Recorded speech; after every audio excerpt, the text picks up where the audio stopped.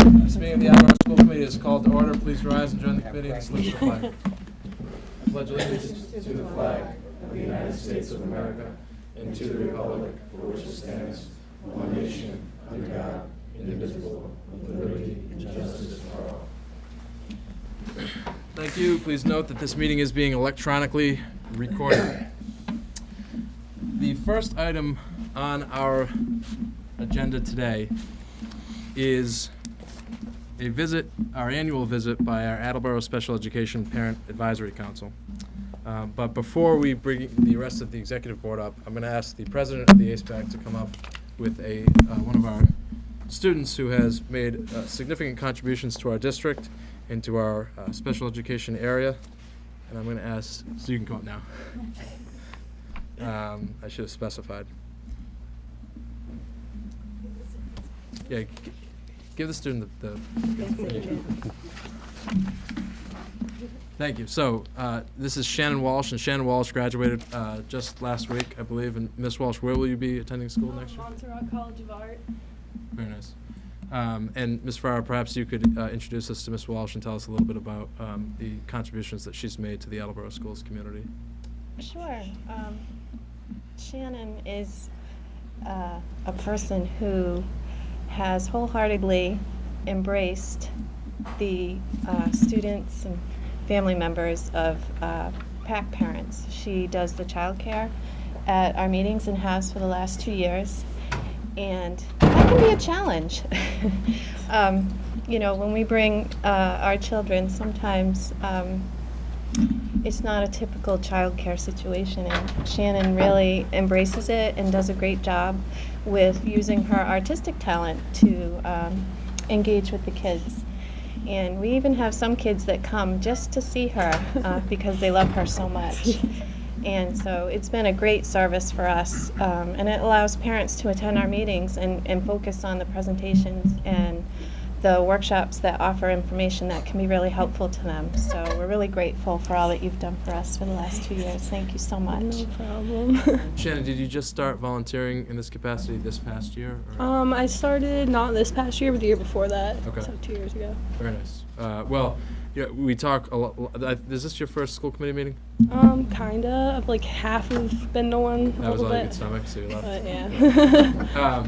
Well, I would say that, you know, every night in every school throughout Attleboro, there are different meetings taking place and there are programs. And one of the challenges that we always run up against is that oftentimes, the vast majority of times, it's families with small children who want to participate and want to take advantage of the programs. And the fact that you have allowed some families and perhaps have incentivized some families to come in and to participate with the PAC and to get the benefit from the services that they offer is something that the entire school district greatly appreciates. And I know that you're going on now to other things, but if spring break, there's nothing spring breaks were made for coming back and babysitting during school meetings. So Definitely. we hope that you'll keep in touch, and if you have any other ideas as to how we can provide these types of services for our families, we'd certainly like to hear them. And usually we would present you with a citation, but we're having some printing issues, so we're going to send you a citation commending you for all the work that you've done and the contributions you've made. So Thank you. anyone else from the committee want to offer any comments? Mrs. Scales? Yep. Thank you, Shannon. When I first approached her over a year ago, she didn't hesitate at all. But we are looking for just that right person. I'm sure, Angela, we need someone to fill her shoes.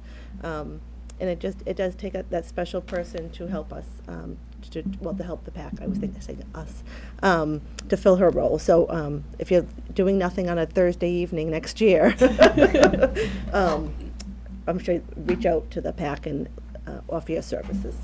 Yeah, one of the things, Shannon, that when we sort of share information about these types of events, I think the question always comes up: is this something that we can emulate in other programs and other buildings and other organizations that are meeting at night? And particularly the idea of having some sort of services where students can come in and participate in art or music or whatever.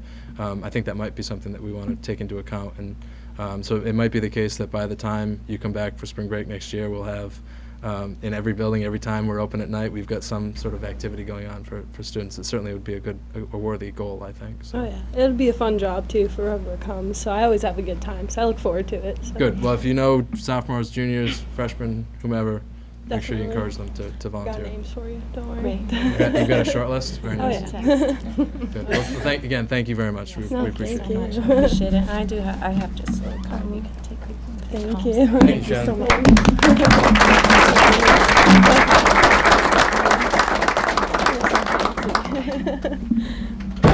Cool. So now we'll be joined by the officers of the ACE PAC.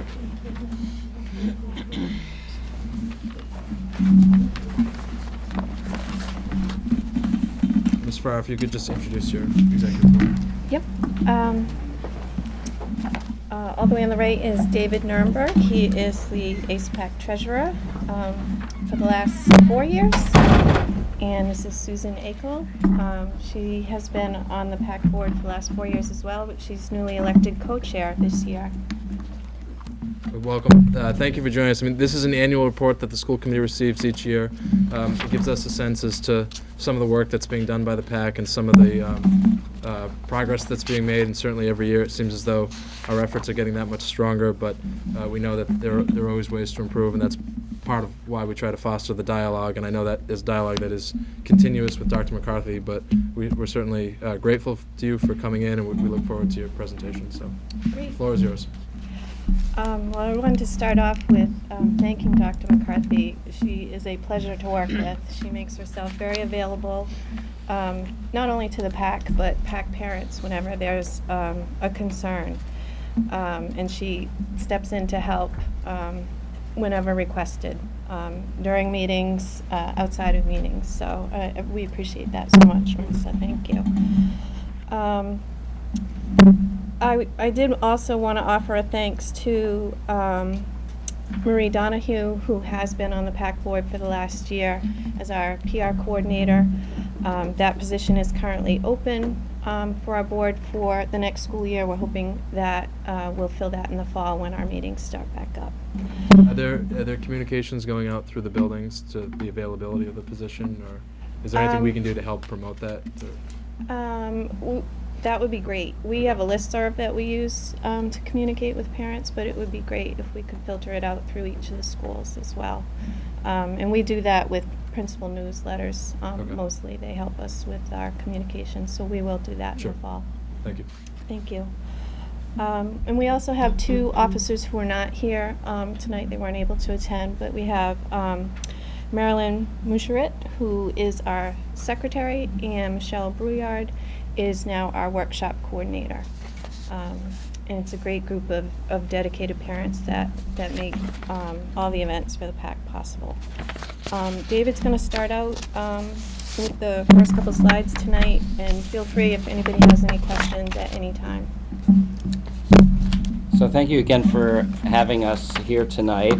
Just as a reminder to the school committee members, under Massachusetts state law, every school district in the state is required to have what's called a Special Education Parent Advisory Council.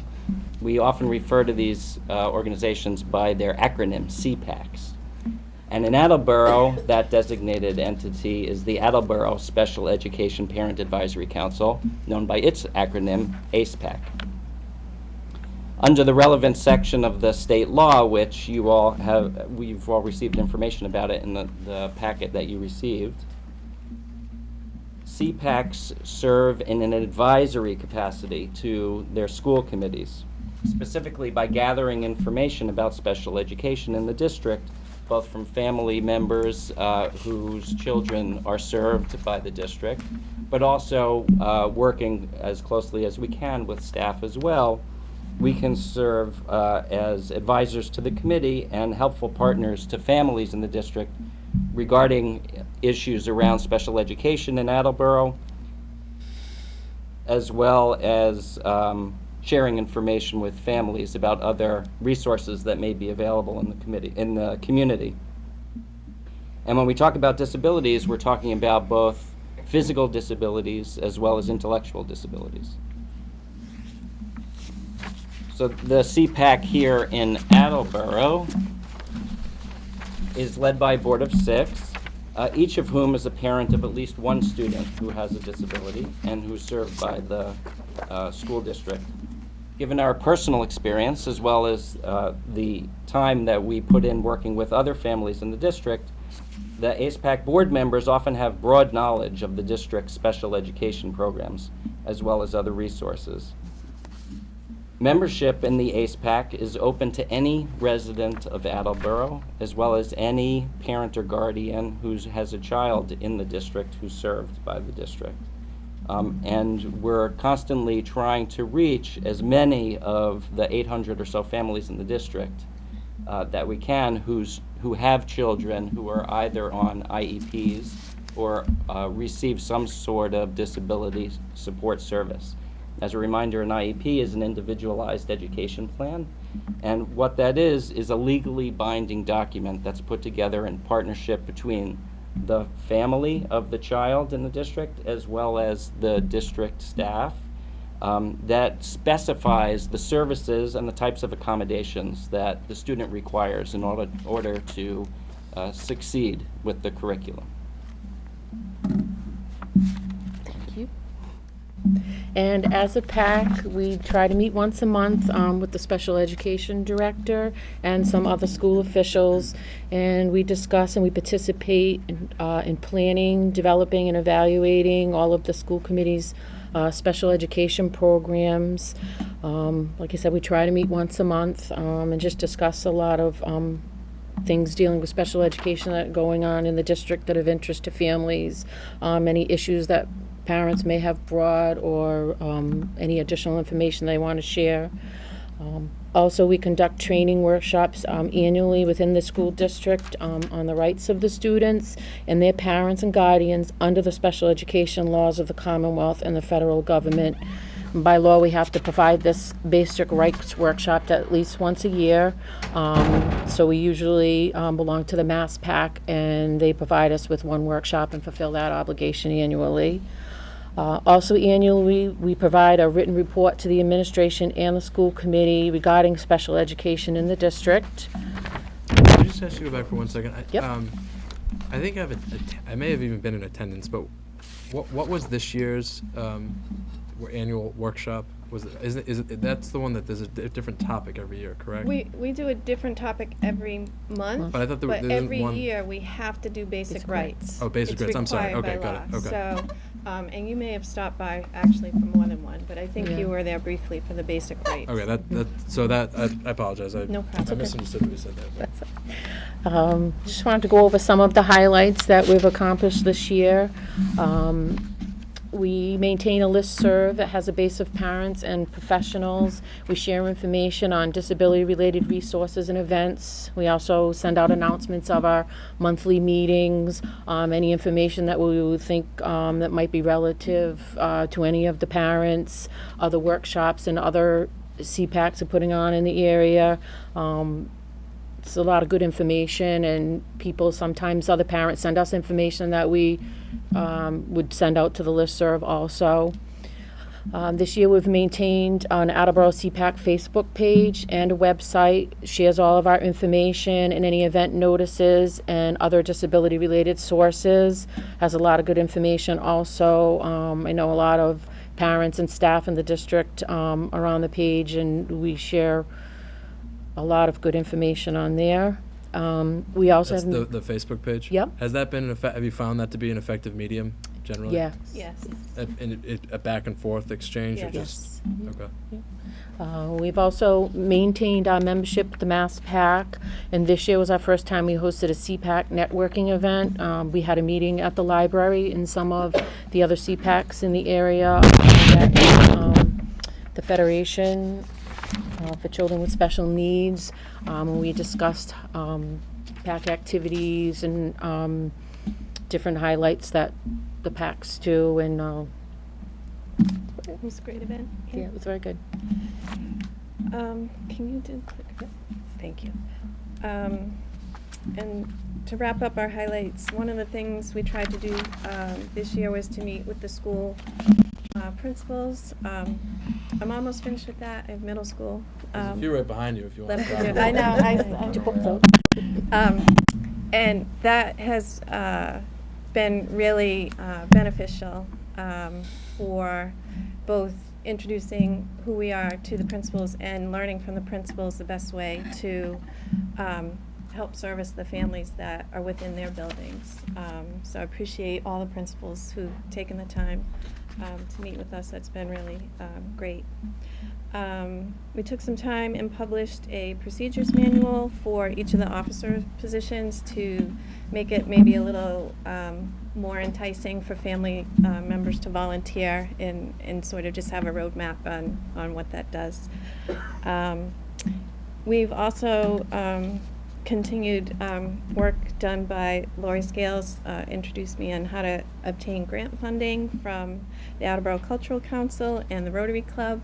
So we have reached out to them, and they've been very generous in supporting us with funding some presentations that are not covered by MassPAC's ability to provide us with training. So we've done some really high interest topic trainings that they have helped supported us with, as well as a winter family dance, which we have enjoyed the last couple of years.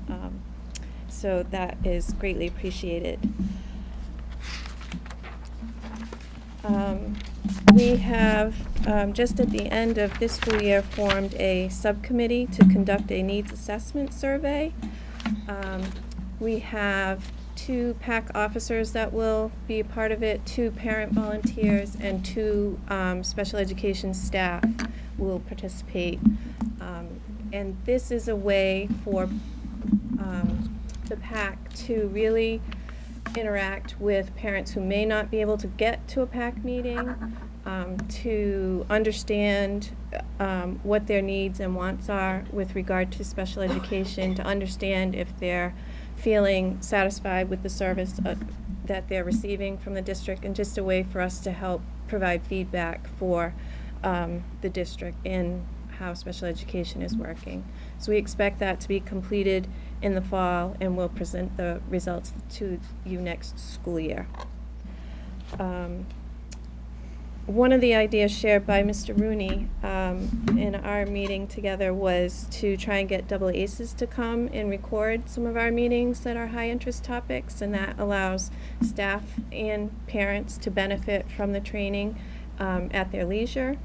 So we did have them come out and record. We have to be careful for confidentiality, so we don't let them film the question and answer session at the end, but we were very pleased to be able to add that into the repertoire of what the PAC can offer for families. And once that's recorded, I'm sure it's available on It's the on their Dulles YouTube channel, so right? it's on demand at any time.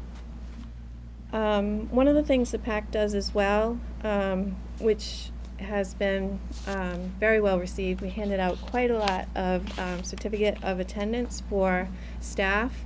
Our PAC meetings are very well attended by special education staff, and that is something that they can use toward their PDPs. And it's great training for both parents and staff.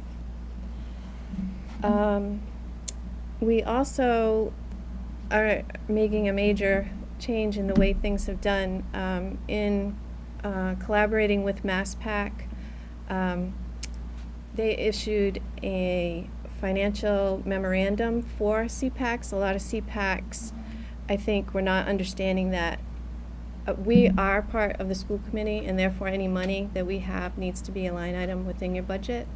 So David helped with working with Mr. Rose and getting that figured out, and so you are going to start seeing our funds in your as a line item in your budget. Mr. Tyler? Hi, Angela. Hi. When I read the last sentence, collaborated with the Attleboro school business manager, we've been dealing with this for over a year. Can you inform the committee why it's important for the status that you're seeking to gain to be recognized as is it a 504?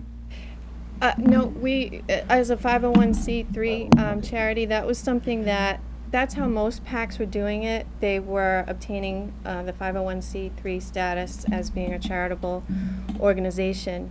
But what we learned from MassPAC and the advisory that they put out was that we're actually part of the school committee and that we don't need to do that separately. If we want to raise funds and have them not be part of your line item in the budget, then we need to form a Friends of ACE-PAC and do that separately.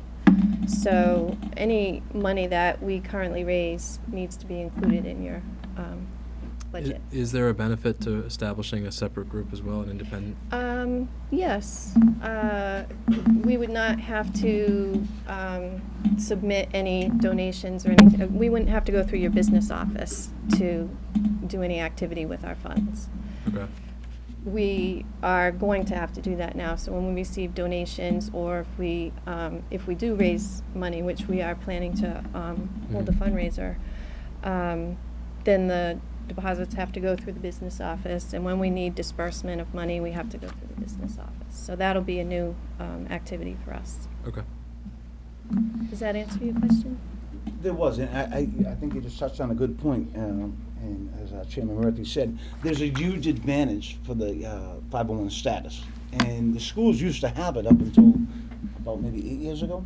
Mm-hmm. With all the PTOs and aspects, and it's something that we need to really revisit. There used to be a central organization that used to, the leadership organization, if you will, of all the PTOs and aspects, so they could maintain their nonprofit status. And through the years, that has not been, maybe through volunteerism, whatever, it ceased to exist anymore. It was And disbanded, right? Right, and it affects you guys a lot. It affects our PTOs on how they can deal with their funds. So I think it's something we really need to look into going forward about bringing this back. Yes, volunteerism is a lot, where you need to have a central group of people looking after all those different entities. But it's important because you guys and the PTOs do a lot of hard work, and to lose out on that status, it's not fair. To the work that you do, or to the PTOs, and I think we really need to look into that. And you guys are more than well deserving of that status. And I think your point, Angela, was very great. You guys, by law, are not a separate fundraising unit. By law, they are part of the school committee, looking up the special education, and it's just important going forward. And I just wanted to bring that point up. It's something we really need to revisit, and hopefully we can get back on track with that. It's been too long, in my opinion, and that's all. Yeah, the big advantage is a lot of donations from the community require you to have that status. So it's an important thing for PTOs to have, for sure. Absolutely.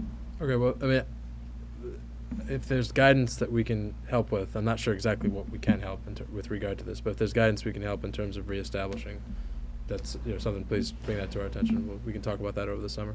Okay. I think, my understanding from the advisory from MassPAC for CPACs is that because we are an entity of the school, that in it of itself would deem us to be eligible for charitable contributions. Okay. And then finally, let's see, our goals for next year. Like I mentioned earlier, hopefully we'll have some great results from our needs assessment survey to present for you. We are, as I mentioned as well, planning to do a fundraiser, and our hope is to help fund a project that we want to propose to principals next year, and it's called a buddy bench. A lot of our children struggle socially at school, and Sue had come across this buddy bench program that I think it was up in Canada, wasn't it? Where at recess there is a bench outside, and when some of the children might be having a tough time, it's a place for them to go and sit down, and it's a visual clue to staff and to other kids that here's somebody who is having a tough time and is in need of support. We just feel like that is a great project for us to embrace and bring forward. So we're going to try and get that rolled out next year. We're always wanting to continue and expand our outreach and grow our membership. One of our goals is to reach all of the parents and family members of children that are receiving services through the special education department. And that can be a challenge for us just because of confidentiality. We're able to address families that have children in separate programs, but when a lot of our students are in general education classrooms, and so it's a challenge for us to make sure that we're reaching all of those people. That's something we're always striving to do.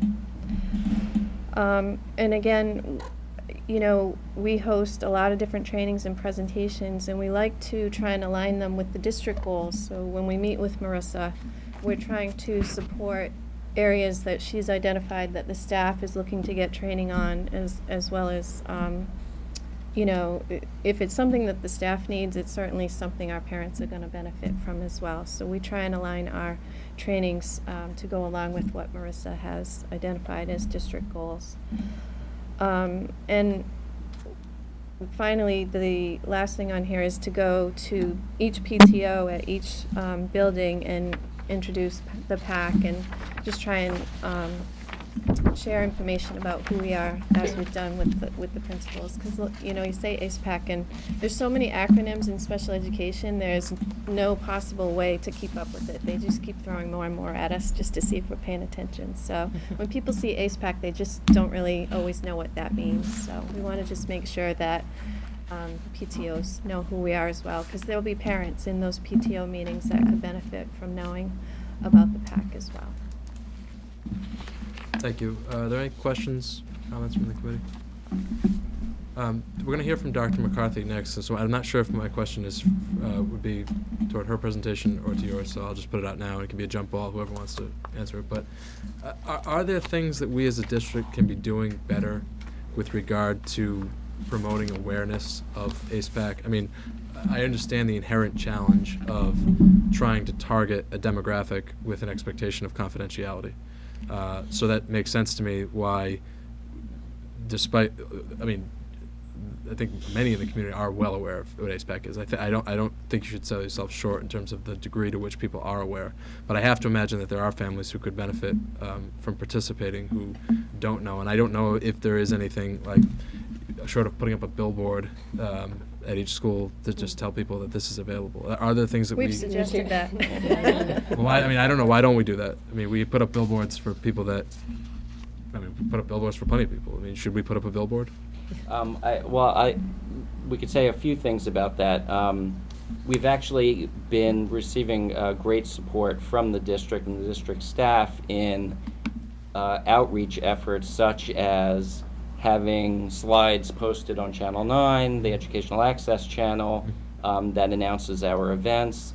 A number of the schools now include our events in their calendars that they publish and send home, as well as in their monthly newsletters or whatever communications they send home. And not all of the schools have been doing it, but many of them have, and that's also very helpful. One of the other initiatives we're going to undertake this year is varying the days of the week when we have our events and varying the locations of those events. Okay.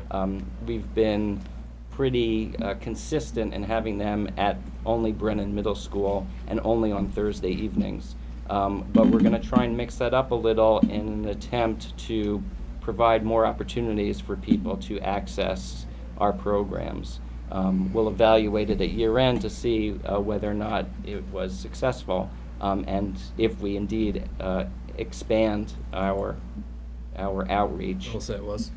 Hmm? Then we'll say it was successful. Well, I think that's an important point. I think that's the type of decision that ACE-PAC is making that I'd like to see the district help you promote. So if something that's changed going into 14, 15 years, that ACE-PAC events now take place at school X, then I think that's the type of thing. Just not necessarily because that's school X is more convenient for a particular family, but it's something that's changed, and hopefully it gets people's attention. So I think that would make sense to emphasize. Mr. Tao? Well, of course, I want to thank you for tonight, but I also want to thank you for last year. Last year, Aspect put on a special workshop with Marissa McCarthy, just for the school committee. It was very informative because we were able to have some candid discussion about a very sensitive and complex educational system when you're dealing with special needs. So I really appreciate you guys doing that last year, coming in, taking the time doing that, because, you know, sitting there as school committee members, we don't know a lot about education sometimes. And I'm just being candid. It's a very complex system. I think people will believe you. But it was nice to The have a very superintendent looks candid- like he believes you. I don't know. Plausible. But it was nice to have a very candid discussion without somebody wanting to take our heads off on open camera about asking a question that needed to be asked. It's called special education for a reason. And it's part of our educational system. It's not separate, it's part of it. And if we don't understand it and we're afraid to ask that question, well, shame on us. And so it was just great to have that workshop where we could actually ask those questions and get a very clear, definitive answer back to kind of use our judgment moving forward. So again, I want to thank you guys for that, and it was very valuable to me. And grandly, yeah, I've been sitting here for 3 terms, and I don't think I know 10% of what the education in Attleboro is, and I'm just being truthful. And special education is definitely one of those areas where I think everybody in this committee needs to get an education about. It's a service that we provide. It's very important to this district, but it's just hard to ask questions sometimes on the open camera thing. So again, I know I'm gonna repeat myself, but thank you guys for putting that workshop on and kind of enlightening us on some subjects that hard questions to ask. That's all. We appreciate your time and attention and willingness to learn. We're here to answer any questions you have anytime. You know, it simply benefits not only our students to have great educational programming, but all students. You know, our goal is to have a completely inclusive school and community, and the only way we can do that is to be able to ask hard questions and come up with good answers and good solutions. So, thank you. And I'd just also like to note that in your packets is the contact information for all of the officers. So any of you should at any time feel comfortable reaching out to us individually or as a board. And also, as you hear from constituents of yours who have questions or needs or challenges, please think of us as a resource that you can refer them to support them in their process of working with the district. Mr. Larson. Just kind of picking up on what Mike was saying, is do you guys have like an acronym list that, you know, tells us what all the acronyms stand for? Because that would be huge. We have a little game. There's a report in your thing, FAQs for school committees. So Yeah. there's one acronym for you, Thank you. FAQs. Okay. Why don't you, if I'd like the ACEPAC officers to remain with us for Dr. McCarthy's briefing to the school committee on special education issues, which this you don't really need to respond to this, but I don't know how far along the Buddy Bench project proposal is, but I know Miss Edmonds, I think, is sitting right behind Dr. McCarthy. So She's on my list of people to come. I was going to say tonight. there's an impressive carpentry program at the high school, and that's all I'll say about that. But Dr. McCarthy. Yeah. Thank you so much. This the ACEPAC, our Attleboro ACEPAC is so well known. Last week I was at a state workshop for Massachusetts Tiered System of Support and went into 2 different workshops, and they said, "Oh, you're ACEPAC, we know them," and you know, so they're really just leaders in the area. And if you ever have the opportunity to attend one of their meetings, it's really remarkable. The staff come out to the meetings and people from local communities. So very often parents are asking questions, and I'll go to speak with them afterwards, and they're not even a parent from our community, because the quality of the workshops and the thought that's put into it's very strategic, and they're already planning. This board is already planning what they're going to do next year, and they do an excellent job of aligning it with what our staff are doing. And they don't just align to us. I mean, I align to you as well. I think it's important for the parents and staff members to be getting the same training and hearing the same message. And so that's been something that's been really helpful the past couple of years working together. So thank you very much. I put together, I'm just going to go over for you some highlights of the past year for the special education department. Our goals for the past year were really focusing on compliance and supports for our social, emotional, behavioral challenges that we have within the district. And so what I'd like to do is, as I go through, just talk about those areas and how the work we've done has related to those. So the first piece is programming. We have implemented some programs this past year, and we intend on changing some programs for next year, always for the focus of trying to better the services that we're offering for our students. So this year we created a transition program at the high school, and that is a program for students that are in their 5th, 6th, 7th, and 8th year of high school. They're students that are going to be with us till their 22nd birthday, and we really realized that we needed to start building that bridge to post-secondary life. Attleboro High School has been an extremely inclusive environment for all the students with special education needs. And what I wanted to do is create a time that we could help parents meet the individuals they'll be working with after their students leave high school, so that services just don't end here and then start all over again with adult services. So we created we call it the 12 Plus program at the high school. It's been successful in reaching the goals for its first year, and we're looking forward to it growing next year with building on real life skills, so daily living skills, vocational skills, academic skills, whatever the students really their vision is, trying to reach those. Transportation training, there's various components of the program. Next year we'll be moving the program. We are down in the CTE area. We're going to move up to a space in the building where we can have a washer dryer, a full kitchen, an office environment, so students will be able to practice making telephone calls for setting up appointments, making arrangements for transportation, all real life skills that we really need to help support them in before they leave high school, the students. So that's our 12 Plus program. We also have a meeting tomorrow, which is very exciting. There's a program called ICE. If you have parents.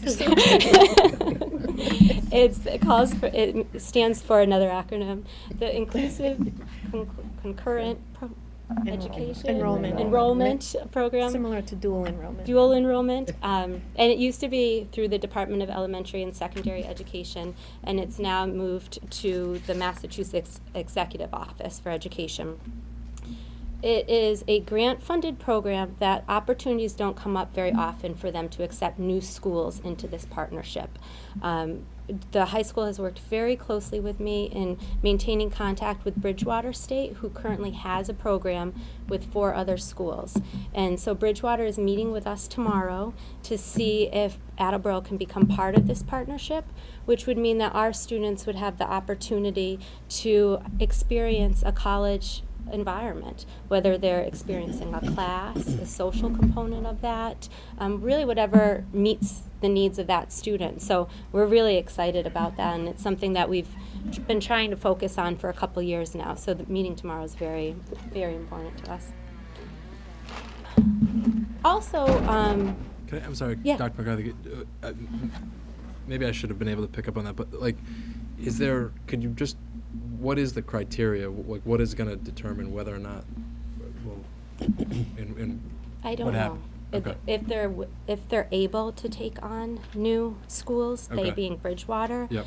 their response was extremely positive to Julie Little, that they would be very interested in allowing Attleboro students. If So they're just whether there's room in the inn, Yep. basically? And if there's not room in the inn, what we'll have to do is look for that grant funding to come available at another point, Okay. and then go out and pursue a partnership with another college, Okay. and see if there was another local college that wanted to partner with us, which I think we'd be successful in that as well, but that grant opportunity just doesn't open up every year. So it would be just an ideal situation to be able to partner with a program that's successful already. Okay. And the governor did recently say that he wanted to increase the number of participants and maybe even add a residential component to Oh. it, so which would be huge. That's But, huge, Yeah, yeah. that's huge. Okay. Well, I mean, I don't know what we could do, as always. But if there is anything that we can do to help advocate for that or communicate the message that this district is interested in, we would like to prioritize that. Yeah. Let us know. We definitely will. Right now, we're going to meet with them tomorrow. We're excited about having the meeting and bring back any information that we can. The other programming was our social emotional behavioral programming, and we had started a student support classroom at the high school this year. It's a therapeutic program, and it's to meet the social emotional behavioral needs of students. The data on that program is remarkable. We're seeing students, I just met with the group last week, we've been meeting trimester from trimester, and what we're seeing is that having an inclusive environment where students know that they have therapeutic supports built into their day. So not a sub-separate environment where kids are included in at some points throughout the day, an inclusive environment where they know that they have scheduled in therapeutic times during the day where they're working on whole group skills to get them through the day and then individualized skills. We're seeing attendance go up. Attendance have gone up in those classes for some students. Grades, kids are passing.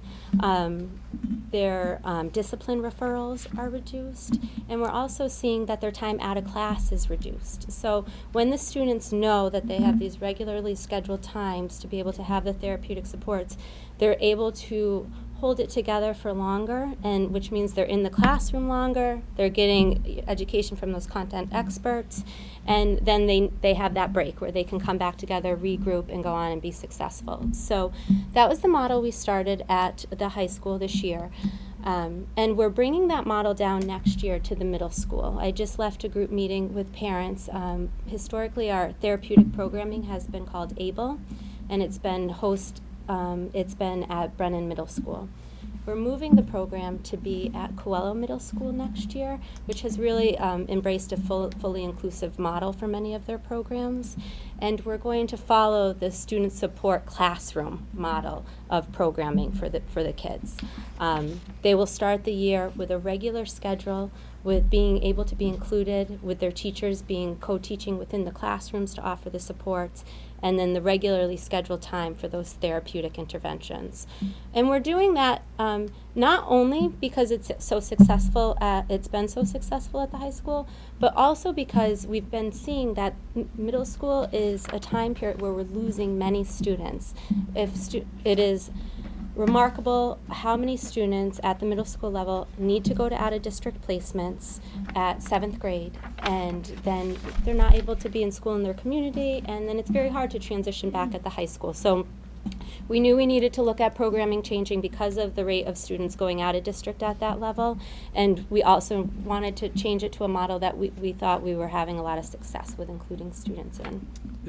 May I ask, is 7th grade typical within the field of special ed as to when, if that's going to happen? Yeah, Attleboro is really aligned exactly with what the state is seeing for problems. Social emotional behavioral challenges are growing throughout Massachusetts, and if you look at that's the number one, a couple years ago you would say the number one profile of student that was going out of district was a student with on the autism spectrum, and you're seeing social emotional behavioral challenges have passed that in many districts, especially at middle school. That's the profile student that's going out of district. So we've been challenged by the state to say, look at your programming. Yep. And the special ed director for the state has said, look at your programming, not you Attleboro, you Massachusetts, and we need to create programs for these kids.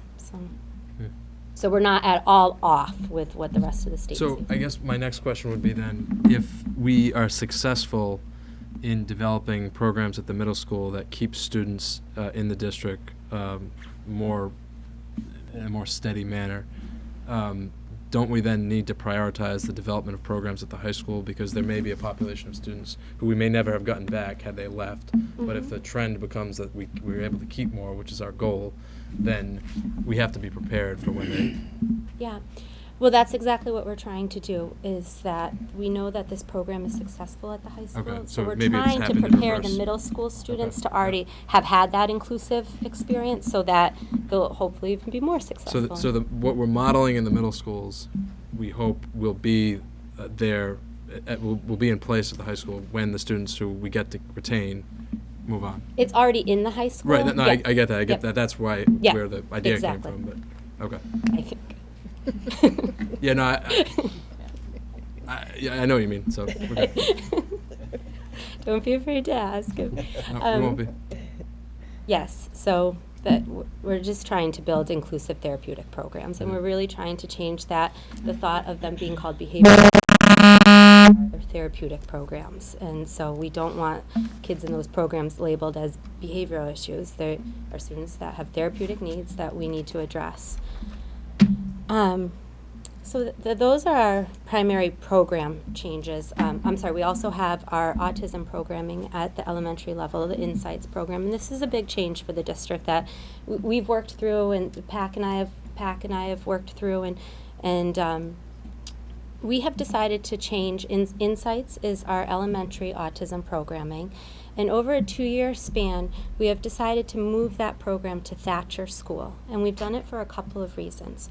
One, all of the students in Insight who are Attleboro residents attend the ELC for preschool.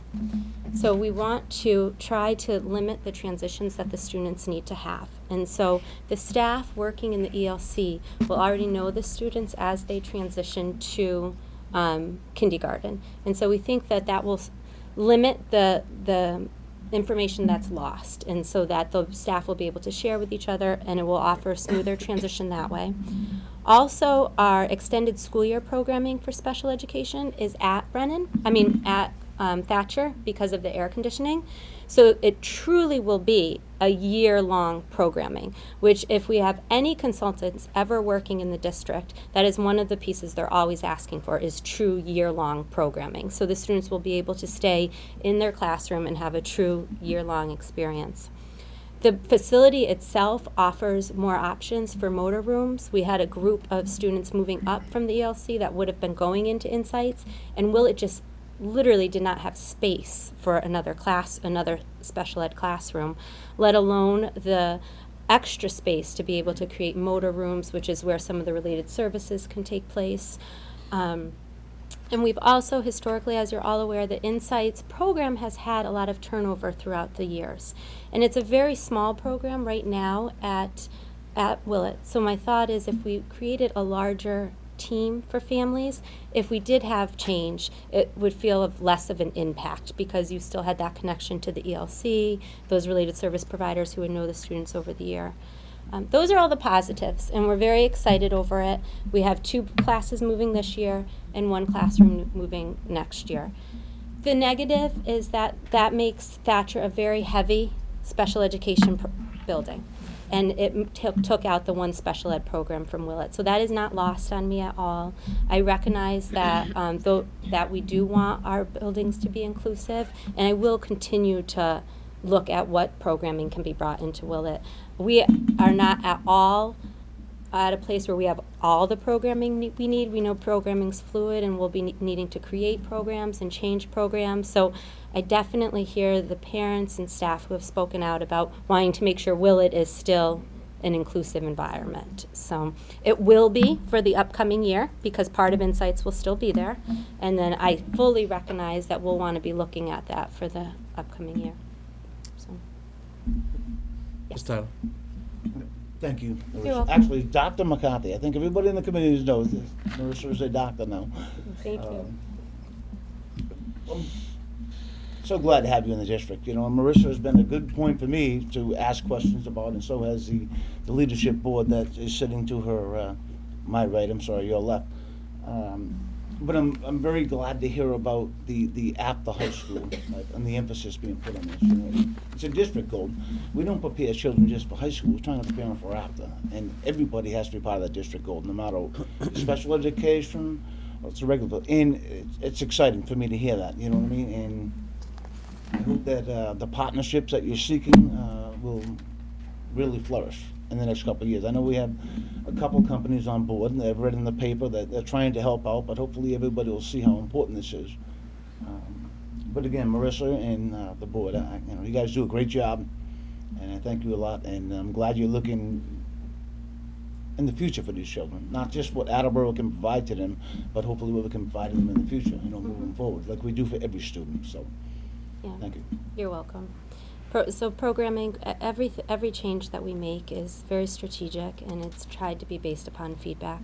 The last two pieces of programming I just wanted to mention quickly were, we were accepted into a career vocational technical education, special education institute, which Sue Edmonds and Dave Sawyer and Robin Frank, who's the coordinator at the high school, are participating in with us. It was a competitive institute to get into, and we just are learning so much already on how to create stronger CTE programs for our students that have special education needs. So that's just very exciting. And then as a district, this is not a special education grant, but the Mass Tiered System of Support grant that Special Ed is participating in is another grant that we're trying to look at ways to offer supports before moving to that step of special education. So those are other types of programs that we're looking at. I'm good for programming. Mr. Sheehan? One year ago, I had the opportunity, prior to becoming the superintendent of schools in Attleboro, to sit down with Angela. And I think Gail Ma was there, and I think Marissa was there. And if you recall, one of the goals that I thought was really good for the ACE PAC was, in fact, making sure that 9 school committee members knew exactly what was taking place in their district. And I think they're far ahead of the game than maybe other committees were. But, we can throw out all the acronyms that we want. The bottom line is that there are over 75 specific special education programs and inclusionary programs at every single grade level in this school system. 75 different, specifically different gated programs to meet the needs of children with special needs. And we have over 1,000 children who benefit from these programs every single day. This is an enormous task. It's a great tribute to the parents who are in the ACE PAC and in fact reach out to other people. It's a tribute to Dr. McCarthy and her staff that do this every single day. And there isn't a day that goes by, because we meet every Friday morning, and there isn't a day that goes by that Marissa isn't there saying, and this is what we want to do next. Here's what we're planning next. This is our next move. So we're enhancing this. We're providing better education every single day, but there is a direction and there is a future, and one of the goals was, in fact, to make sure that you guys knew some of the things more so than what previous school committee members knew about how valuable and how involved and complex this really is. So you completed you did a good job doing that this year. Yeah, So, and thank you. we do appreciate that. We appreciate the regular communication that exists between the ACE PAC and the administration and with the school committee. And I think that one of the things there are two things that sort of stand out to me, both from Dr. McCarthy's presentation and from the PACs. One is that we're very ambitious, and I think that's a good thing. I think that sometimes ambition can be a word that gets a bad rap, but we should be. And I think the fact that we've set these goals and that we're pursuing them as aggressively as we are, and we're not afraid to make hard choices and to make changes when they're necessary, I see that as a real positive. And the other thing that really stands out is how interrelated the programs are with all the other facets of the school system. The idea that we've identified it as a goal to make sure that students who are enrolled in special education programs benefit from the fact that they go to a comprehensive high school. That's something that we haven't heard spoken about as much as we probably should in years past, and I'm grateful to all of you for identifying that and for working as hard as you do for your own children and for the students throughout the district. So thank you. Any other questions or comments from the committee? Mrs. Skelton. Yeah, I too just want to thank for you guys for the collaboration between the ACE PAC and with Dr. McCarthy. And Dr. McCarthy, just thank you. You're definitely a forward thinker, and you're always have the best interest of the students in mind, and thinking outside the box. I appreciate that very much. Yeah. So, thank you. And don't be a stranger. I mean, I know Dr. McCarthy doesn't really have a choice, but for the ACE PAC, we want to hear from you on a regular basis. If there are things that we can do better, we want to hear about that. And if we can use this committee as a forum to convey the message to the district as to what's available, that's certainly one of our responsibilities. We want to make sure that we do that. So, thanks for coming in, and we'll be in touch in the near future. Thank you. Thank you, Dr. McCarthy. The next item on our agenda is the open forum which is a time when I am required to tell you that this is a time when members of the public may address the school committee. Open forum is not a time for committee members to engage in dialogue with members of the public. Guidelines for open forum are available to you.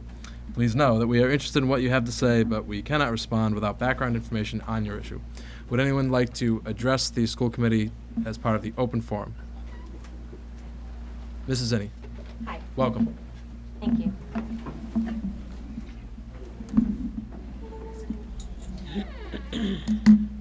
Chairman Murphy and school committee members, my name is Catherine Zinni. I am the principal of Thatcher Elementary School in the Early Learning Center.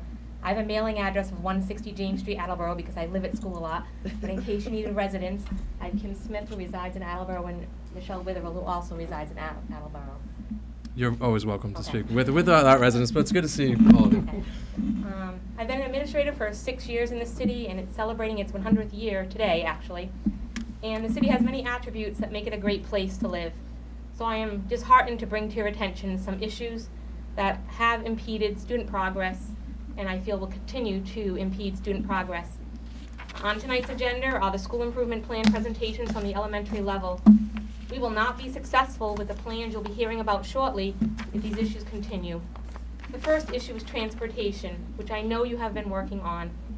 I thought you should know that the students at Thatcher School have been 10 to 30 minutes late throughout the school year due to poor route planning, lack of safe wheelchair vehicles, and poor communication between various transportation staff and the school, including today, 9:20. They arrived. It has impacted student attendance records, as we have students who are marked tardy if guardians bring them to school, but are considered on time if a bus is late. And these are both our special education students and our general education students. It has impacted access to curriculum and special education programming. Recently, our 4th grade to 5th grade transition visits were not the exciting event they should have been. Rather, students at 2 schools were waiting over 1.5 hours for rides to their middle schools, while the middle school day was interrupted multiple times as we tried to coordinate how we were going to get them there, what we were going to do, what they would see, and work around the 5th grade schedule. I just want you to consider, please, all the components of transportation and policies that you revise or create as you move towards leasing vehicles. Getting the vehicles is just one part of the transportation issue. I've often heard this year, as I've brought these concerns up, as we meet frequently too at central office, that these issues are unacceptable. In my mind and on my watch, which I am very ashamed to say here tonight, they appear to be acceptable because they've been happening all school year. The next issue is breakfast for students. I am part of the district's health and wellness committee, and I have been for several years. I'm keenly aware of the need of our students to start the day ready to learn, so they will be successful in the goals we have for them in our school improvement plans. One of the things they need to be ready to learn is a healthy breakfast.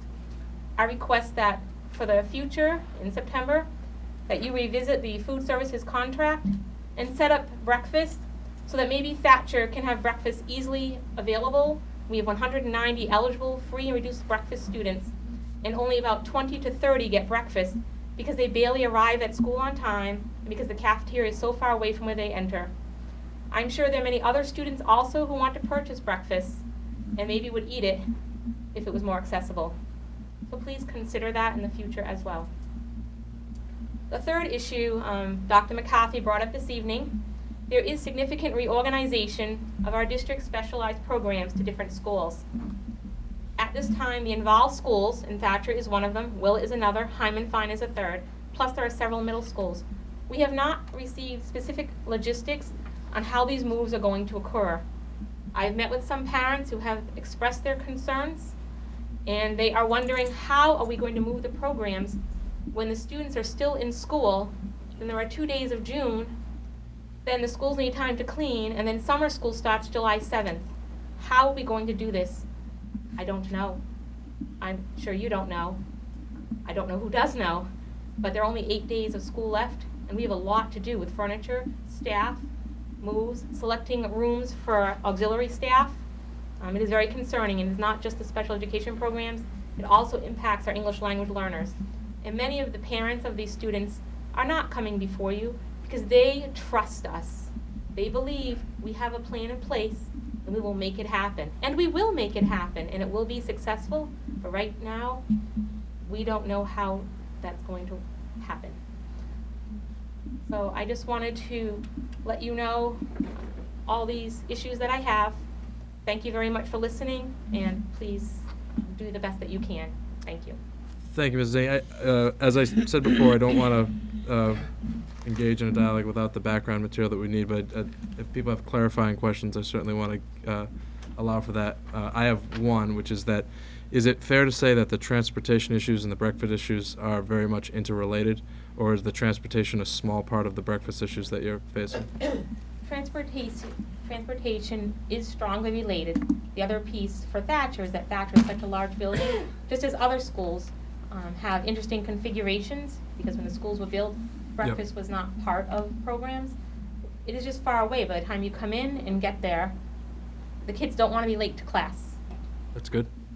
which is great. We've really strived to achieve that mindset, and we have. We had done a pilot program in the winter in conjunction with the food services and with parents and with staff and with custodian and the lunch servers for a couple days, and we did notice a marked improvement by moving where we serve breakfast, and that it was more of a cold breakfast, so it's easy to take breakfast to go, and then whatever they didn't finish, as long as they ate their dairy first, so we didn't get any of that poisoning that people associate with dairy left out. They could That's have the good, too. rest as snack.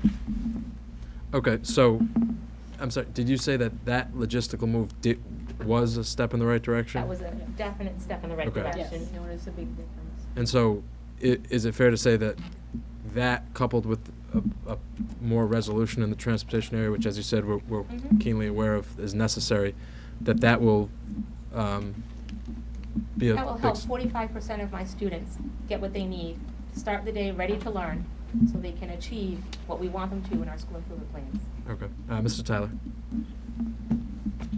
Yes, Mr. Chair. By policy, an open forum, members of the public are to address the chair, not individual members, and us, the school committee members, are supposed to address the chair with questions that we have. So my question will be directed to you to find an answer out to the solution. Oh, good. I personally feel this is inappropriate use of open forum. When a principal of our elementary school comes to us at the end of the school year about what she figures is 3 or 4 ongoing problems, those are dealt with by the superintendent of the schools. If the superintendent of the schools works with these principals on a daily basis, and if there's a problem that can't be solved, then through his means or her means, they come to the school committee and ask for those funds or whatever type of information they need to solve those problems. So I just think this is and I have total respect for Ms. Zinni. I think she's a outstanding principal. She did a great job at Willis. She's done a great job at Peter Thatcher. But I do believe this is an inappropriate use of open forum by a principal. And it's very disheartening when they come at the end of the year and tell us that we've had these problems over the course of the year. I can't imagine this happened last month. And it's disheartening for me, and I direct my comments to the chairman. I am sitting here dumbfounded tonight, hearing about something for the first time. And I don't know what the solution is for this, but it's certainly not an open forum night at the school committee. The open forum is for members of the Attleboro public to come to us with legitimate concerns they may have with our school district, not for our administrators to tell the school committee what they feel is wrong in the schools. That is supposed to be directed to the administration and superintendent of schools. And No, I mean, I think I certainly understand the point, and I'm familiar with the intentions of the policy. That being said, there are rights that are embodied in every policy, and so while I think that there are many times when the more appropriate avenue is for the discussion to stay within the administration, and in aspects of tonight's discussion, I think would probably qualify under that. There's also a limitation as to the degree to which I'm going to limit any individual, administrator or not, with regard to the person's right to have an airing of grievances. That does not no one should infer that that's my preference to allow that. But I also I respect the fact that there are that this committee chooses to have an open forum as part of our meetings, where we are not under an obligation to do so, although I certainly support the decision to have that. But once that decision is made to open the forum, there is a limitation as to what I can do in terms of restricting access to that forum. But as you said, I don't think it's prudent for all of the administration's deliberations to be aired in this forum. But I don't think we've heard all of them. I'm sure there's plenty of the administration has kept within their leadership team. So all that being said, I think that a little bit of open dialogue has never hurt, and I think that we certainly would like to hear from the superintendent about some of the aspects, particularly with regard to the logistical concerns that are sort of the more immediate issues as I'm understanding them. And frankly, the other two, it sounds to me, are very much interrelated. And as this committee knows well, we'll be hearing plenty more about transportation and the efforts to reform that. And I think, we certainly have questions with regard to the breakfast programs. Mr. Withers, then Mr. Storrs.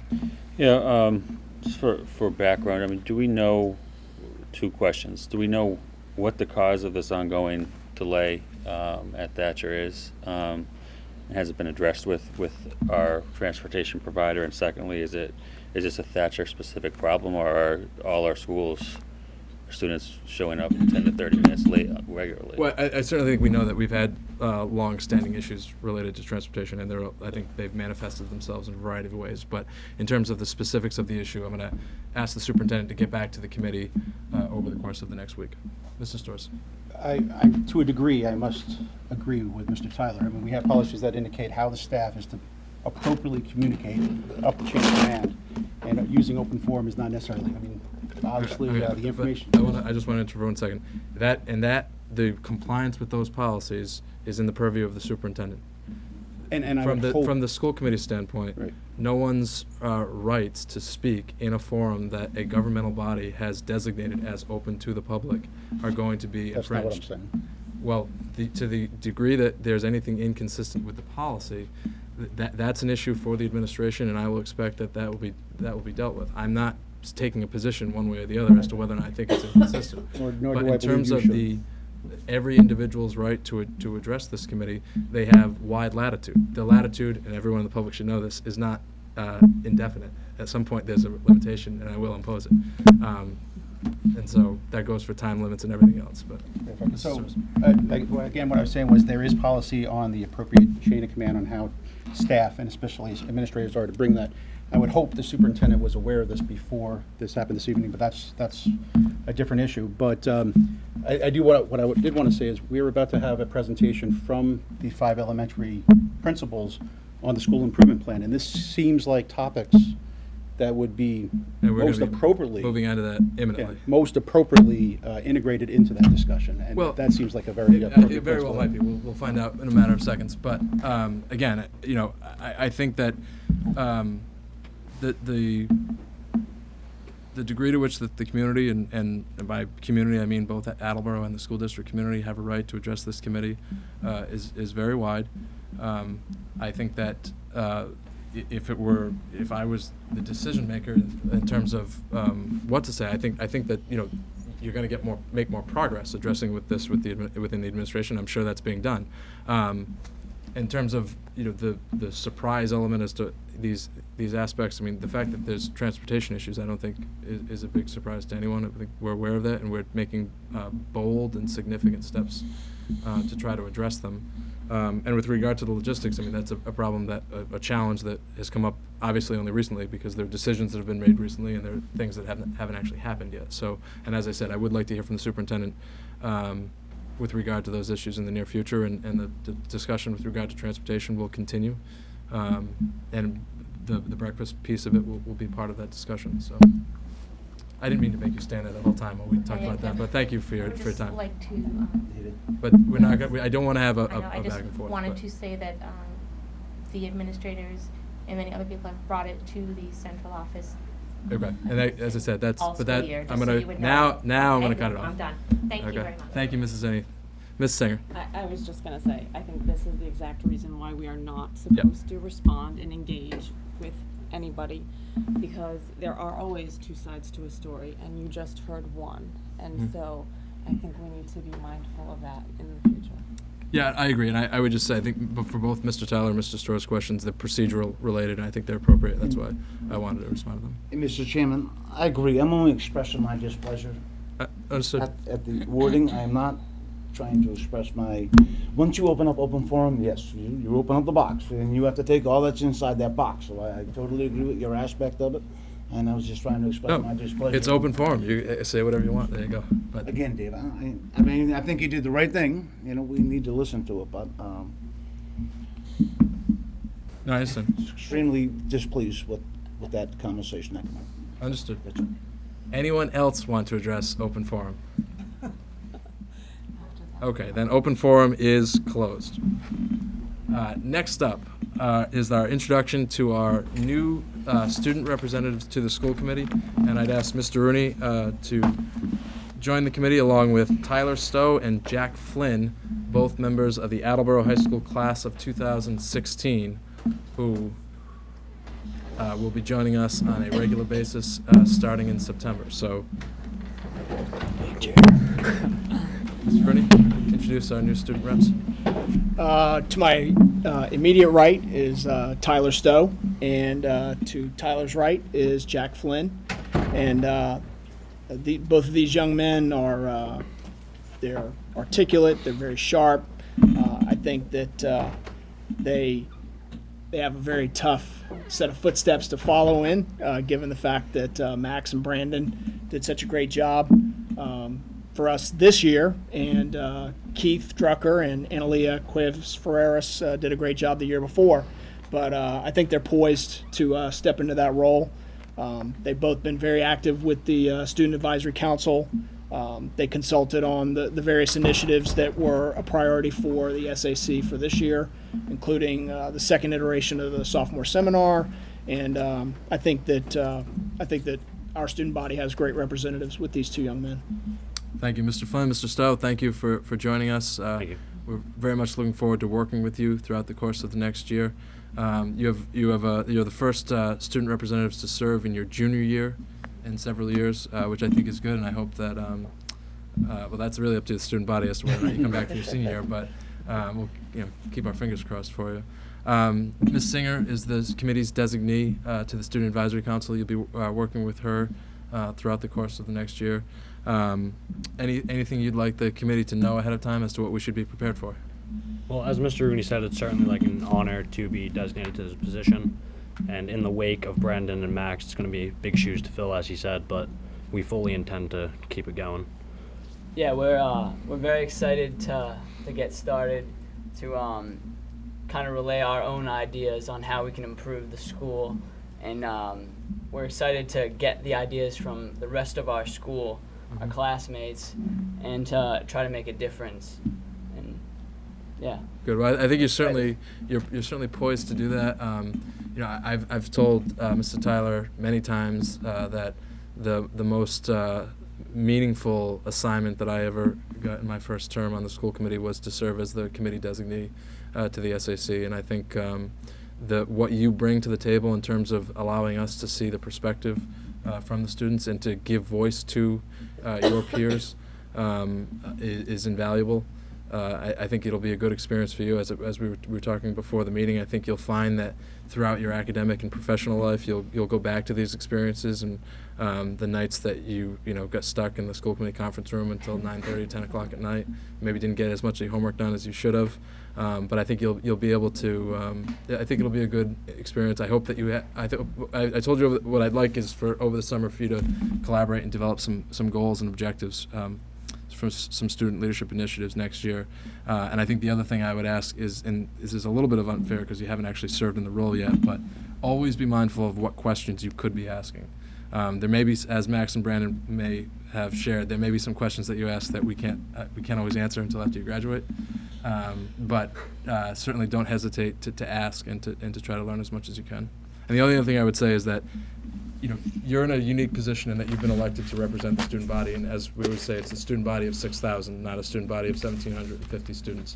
You may spend more time with the high school students, but you're representing elementary and middle school students as well. And I think that, be mindful of the unique perspective you have as a student leader. Most people don't serve as the student rep to the school committee or as an officer of the class or what have you. And so you need to be able to appreciate the interests and the values of the student body as a whole so that you provide them with representation as well. That's not an easy task, but you wouldn't have been elected if you weren't up to it. So we look forward to working with you. Thank you. Thank you. Any other questions or comments for these gentlemen? Mr. Tyler. Just a comment, Cody and Patrick, welcome. This is where you guys live 180 days a year, okay? It's like a house. You know what you need. Somebody can drive by your house and say, well, you need a paint job, or you need something. No, you guys know what you need at the high school level. So we want you to be vocal. Tell us, we can't fulfill every need, but we hopefully can fulfill what are our deemed priorities. And really stress out be a voice. Let us know what you're hearing from the students in your school and what you think the needs are, so we have a clear direction as school committee members on how to work towards a goal together. And if you sit there silent, we're gonna make a decision that we think is the best decision, and you may feel it's not. So you wanna have that voice to let us all know that we're trying to make a joint decision together and to providing you guys with the best education and the students that you represent. So it is important, and believe me, your predecessors were very vocal about it. And God bless them for being that way. It makes our job a little easier when we can hear it from you guys. So again, welcome aboard, and please step up every time and email or call Dave. Yeah, by all means. By all means. 24 hours a day. We're here to serve. So. I only say that because he's the chair. He's the one everything goes through. So. Yeah. But again, congratulations. Welcome. Thank you. We look forward to working with you. Thank you. Thank you very much.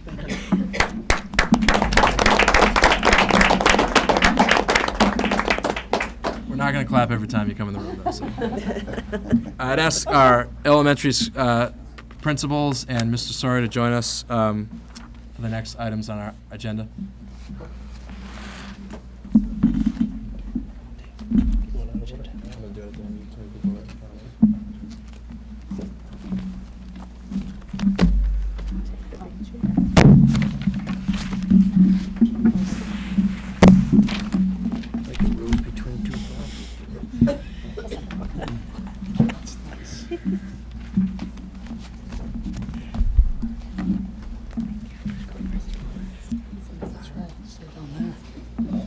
Willet's at the end, W. As soon as our assistant superintendent pulls up a chair, we'll move on. I said it's not the real one. Mr. Sawyer, if you have it handy, do you want to just run through the personnel report? I have 3 quick items for you tonight.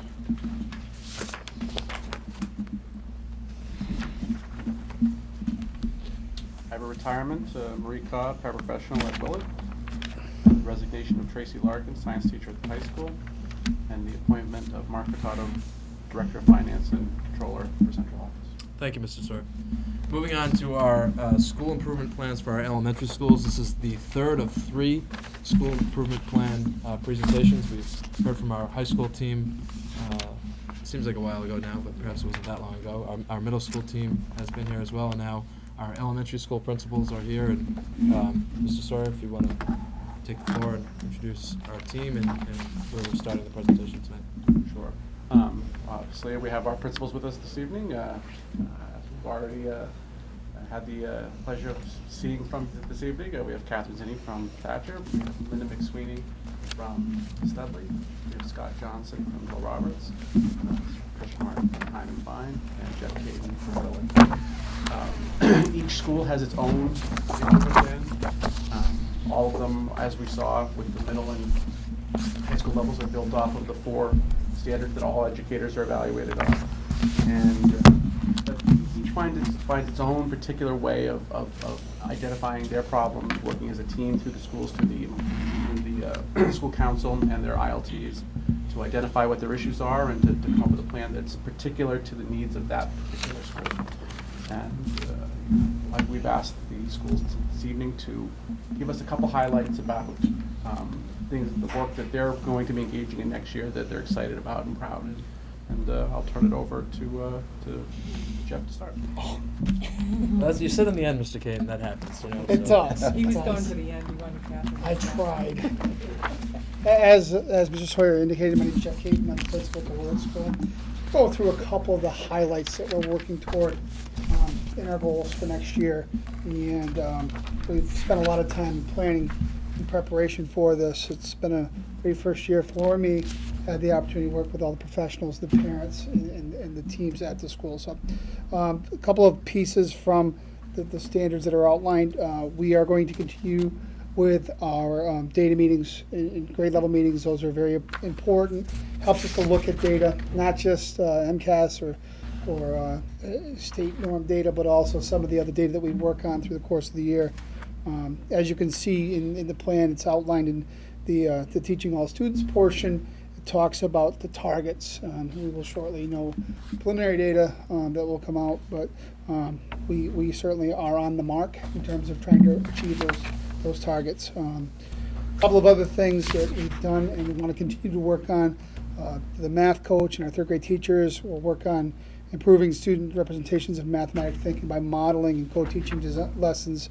The school council very emphasized the importance of the benefit of having another adult in the room, having the math coach in there working in correlation with the classroom teachers. A couple of other highlights. We're moving toward expanding outreach with parents, looking at grade level websites and expanding with individual classroom websites so that we can further provide information for parents in the community as to what's going on at Willett. We also have a nice little student council that works very well together. They work on community things that we've had, pennies for patients and things of that nature, and they really take the lead on counting money and some of the fun things that happen. I did start this year Principal Coffee, and I'll continue that through the course of next year. Varied the times, come up with different topics, and did correlation with some of the needs that our PTO expressed.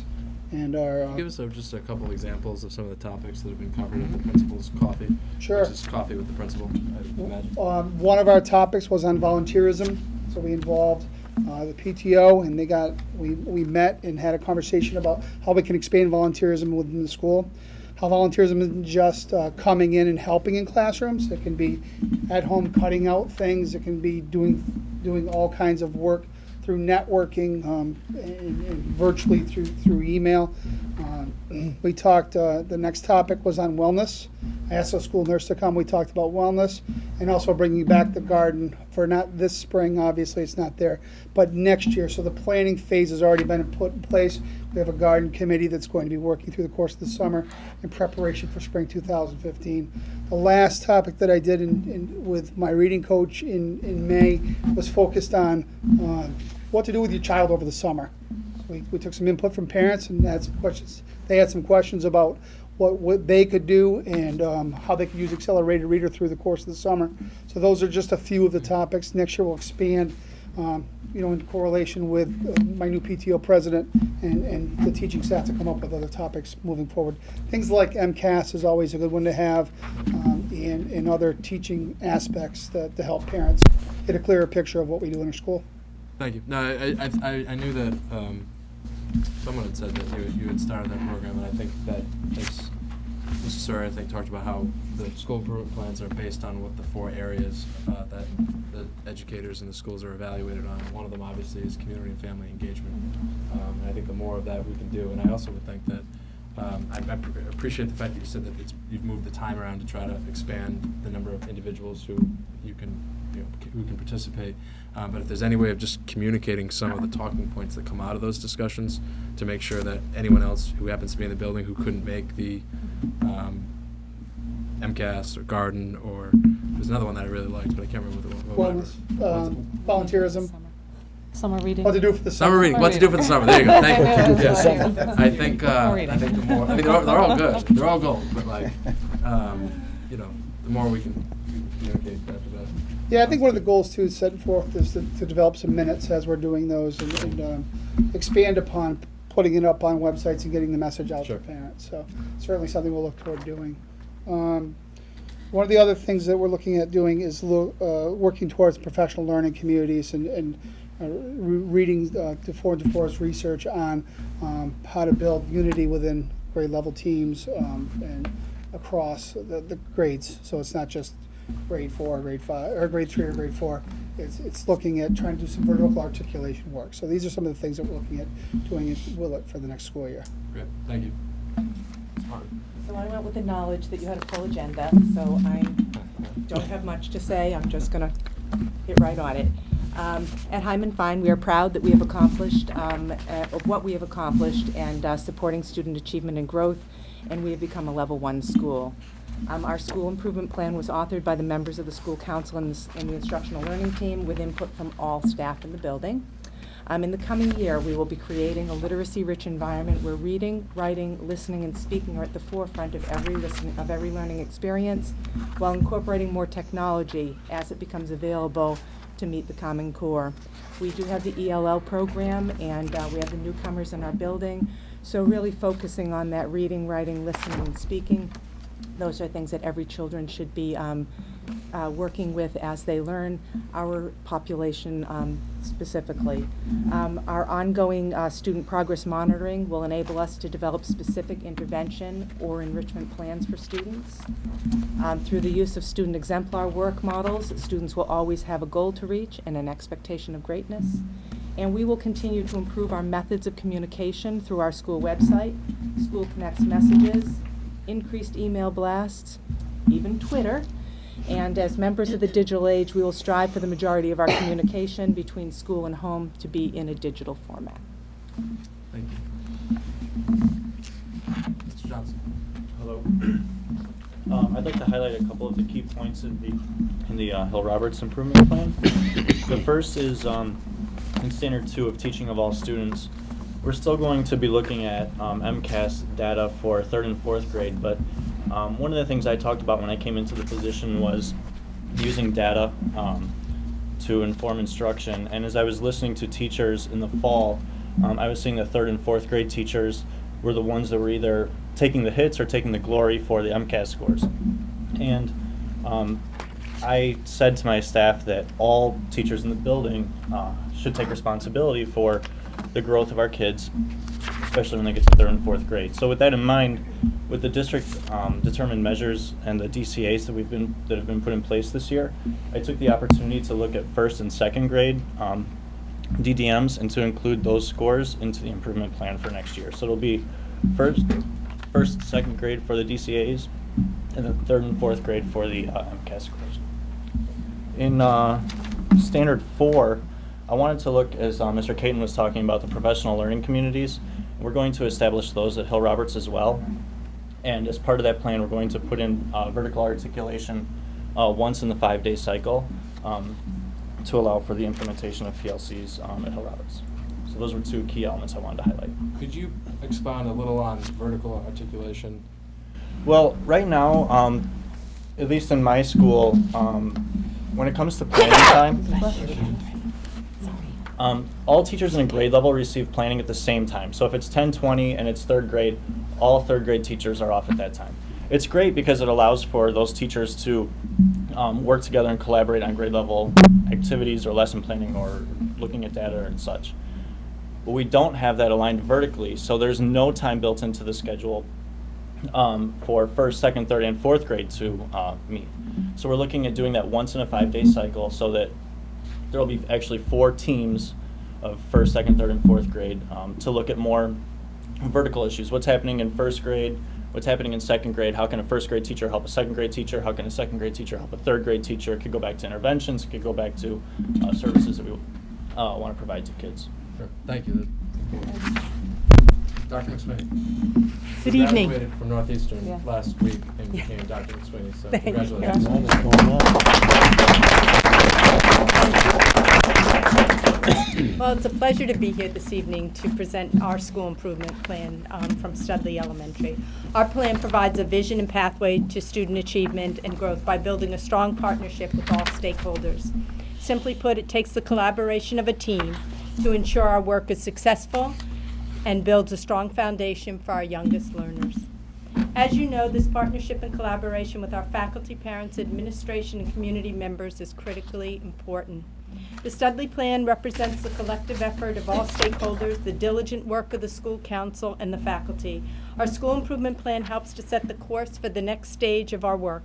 It is this action that will be needed to ensure that all students are successful and able to meet the growing demands of 21st century learning. I begin with the key findings. For student growth, MCAS results indicated that Studley succeeded the state median growth, achieving 74 for ELA and 60.5 for math for all students. We met our 2013-2014 goal, which was to exceed the state median growth of 50 for ELA and math. I'm very proud of that. For student achievement, MCAS results for ELA showed a modest increase for the aggregate and a modest decrease for the high needs subgroup. We met target for the aggregate, however, we're below target for the high needs subgroup, which means we have more work to do. Math performance on MCAS tests showed a 4.0 increase for aggregate and a 3.2 increase for high needs subgroup. We improved, however, we were below target. Accountability measure that the Studley teachers and I are most proud to report to you, and similar to Mrs. Martin, is that we moved beyond being a level 2 school to a level 1 school, defined as meeting gap narrowing and growth targets. This is difficult to achieve and will be even more difficult to sustain. However, each and every day, we work diligently to improve our practices and maintain high expectations with a rigorous curriculum to ensure student success. As we move forward and define our next steps in our school improvement plan, it's essential that we work together building a strong culture of academic success and ensuring that all students are successful. And that aligns very much with Dr. McCarthy's goal as well, is the range of all students. In order to achieve this success, we have outlined 4 major areas in our school improvement plan in which Mr. Sawyer had indicated. It's curriculum planning and assessment, teaching all students, family and community engagement, and professional culture. I'd like to take a moment just to highlight a few action steps in each of these areas for us at Studley. Under curriculum planning and assessment, teachers will plan appropriate classroom instruction, interventions, and learning centers by analyzing data collected from summative and formative assessments, such as the District Common Assessments, MCAS results, Everyday Math Unit Test and Progress Checks, as well as ELA unit and progress checks, to increase student growth and student achievement.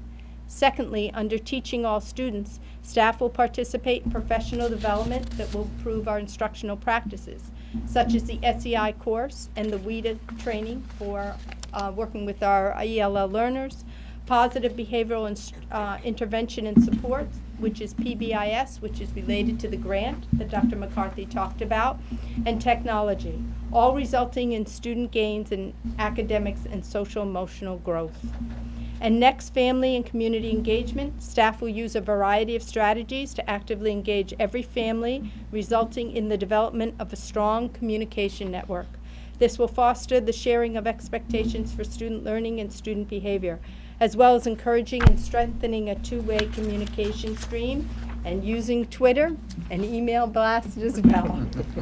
Finally, professional culture. Staff will engage in consistent and effective collaboration with colleagues through various professional growth activities, sharing practices through both horizontal and vertical articulation, visiting classrooms, school-wide opportunities to collaborate on a common instructional focus, and building self-reflective practices to improve culture and instruction to our students. In conclusion, I wish to thank the instructional leadership team members and the school council members who worked collectively to complete this plan for your approval. Thank you. Thanks. I just quickly, both Mrs. Martin and Dr. McSweeney talked about the need to incorporate the new communication mediums into what we do in the school district. And we've had some discussions in different contexts about our need to do that. And I think that you know, most of the communications that are put out in a given school year are building based. You're communicating to your building communities about things that are taking place within the building. And I think, you know, that's how it should be, and that's how it will be, and that's good.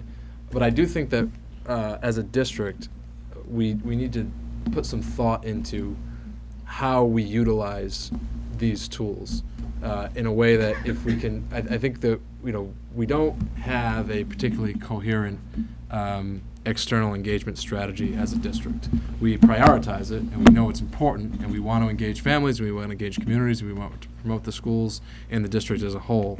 But I'm not sure that we've really gotten to a point where, as a community, we really have a sort of core message that manifests itself within the building communities. And I think that that's something, frankly, that the committee, the leadership team, the central administration needs to put some thought into over the coming months. So that way, when every school has, and I don't know if right now you have a designated Twitter feed and a Facebook page that's not run by the PTO but is building based. I think when we get to that point, we want to make sure that we've thought about how the messages sort of interact with one another, but that's more just a comment. Mrs. Zinni? Patch Elementary School Improvement Plan focuses on 4 key areas. And we are working on factors we have control over within the school setting. The first area is curriculum planning and assessment. Our literacy goal is that students will use phonics and sight word knowledge to be able to read, and then use comprehension strategies to understand what they read. This will apply to every grade level. In math, our younger students will work on number sense, that's patterns, counting, knowing. If you hold up this, it's 5. While our intermediate students will continue their work in the area of reasoning when solving computation and word problems while using math vocabulary. In the teaching all students area, if we are able to move students forward in the previously mentioned areas, then our next goal will be reached. We are continuing to work on narrowing the achievement gap as measured by state exams, and it will occur if we teach and our students are able to acquire the decoding, comprehension, computation, the writing as a form of communication of their knowledge and reasoning skills, and they are able to use them independently. In addition to focusing on academic skills and concepts measured by state exams, Thatcher expects to move its families and staff into the era of technology. Right now, thanks to the Attleboro High School staff and the professional development, we can now do Weebly's. We now have one up and running, in case you want to check it out on our website. Our survey results, we did a survey. We had over 230 responses. It indicated that most families access the internet through their parent phones, not computers. We were really surprised. And most of our parents prefer Facebook rather than Twitter. Students use social media and technology for recreation and typing, which we particularly noticed on the recent park exams. They watched the video over and over. They didn't understand that they were supposed to glean information from it and then write about it. So we want to move towards communication between home and school in the digital age, as Ms. Martin mentioned. And we want our students to learn from the ever-expanding technology realm available and see that technology is more than recreation. Towards that, we have purchased 11 iPad Air devices and sturdy cases. Finally, all of this will not prepare our students for when they graduate if we ignore the mental health, the attendance, and behavioral issues that impact a child's access to the curriculum. Our staff have started, and we are hoping to continue research, then select appropriate resources to assist our students in this challenging world. We have listened to advice from the special education director, behavior specialist, the truancy officer, the DC of caseworkers, and the health and wellness committee, as well as our families, about what do they need so their children can function in society. We've been starting data collection, and we will move towards that in a more strategic way to monitor the success of interventions we have put in place, such as we also have student support centers and therapeutic settings within our school that we created ourselves. We should be able to address our concerns so students can focus on learning instead of focusing on just living day to day. That is what our school improvement plan is focusing on. Sure. Thank you very much. And you talked a little bit about all the rooms and some of the spatial realities of Thatcher. And the school committee, during our orientation session, had the opportunity to take a Mrs. Zinni-led tour of the building, which I think we all benefit from. And I think there are all sorts of places within the district that people should visit to see what we're accomplishing and the good work that's being done. But certainly there are areas in Thatcher that are I think, in some ways more important to visit than almost anywhere else. So though I'm speaking to a bunch of principals, so that every building's got places. So Very nice. We visited Willett to see great teaching and then took that and brought it back to Thatcher this year. well, it's a good place. Okay. Any questions or comments, Mrs. Scales? Just comment, just thank you for the hard work you put into the improvement plans. And just a couple highlights that stood out to me. I applaud Studley and Hyman Fine for going from the level 2 to the level 1 schools. I know it wasn't an easy task. And thanks Studley for the emphasis you put on technology throughout all the areas of the plan. And Thatcher, thank you for looking outside the box to look for resources to fund some of your initiatives. And to Willett, I applaud you for the high rate of staff voluntary participation in your school activities. So thank you.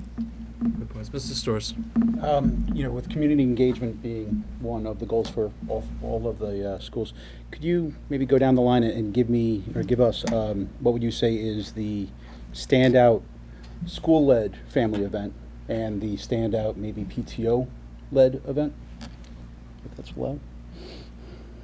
If you'd be willing to allow that?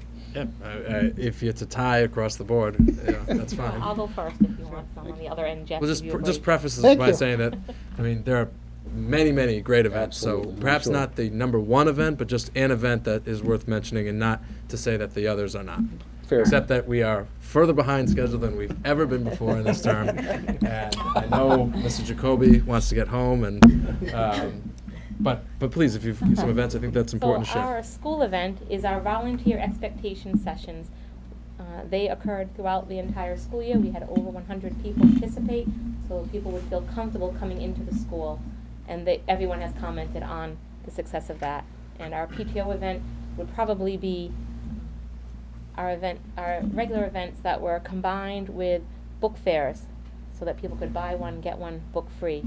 Very popular and makes a difference for our kids.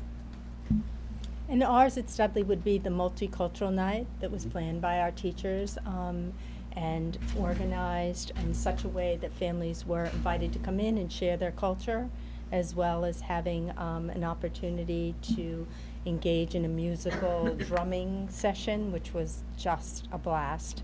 And also for the PTO, it has to be the many events. It's the pumpkin glow, the red and white dance. It's the attendance is outstanding and fun. And it's what I find at our school is any event that we invite children to and the parents is usually very well attended. Mr. Johnson.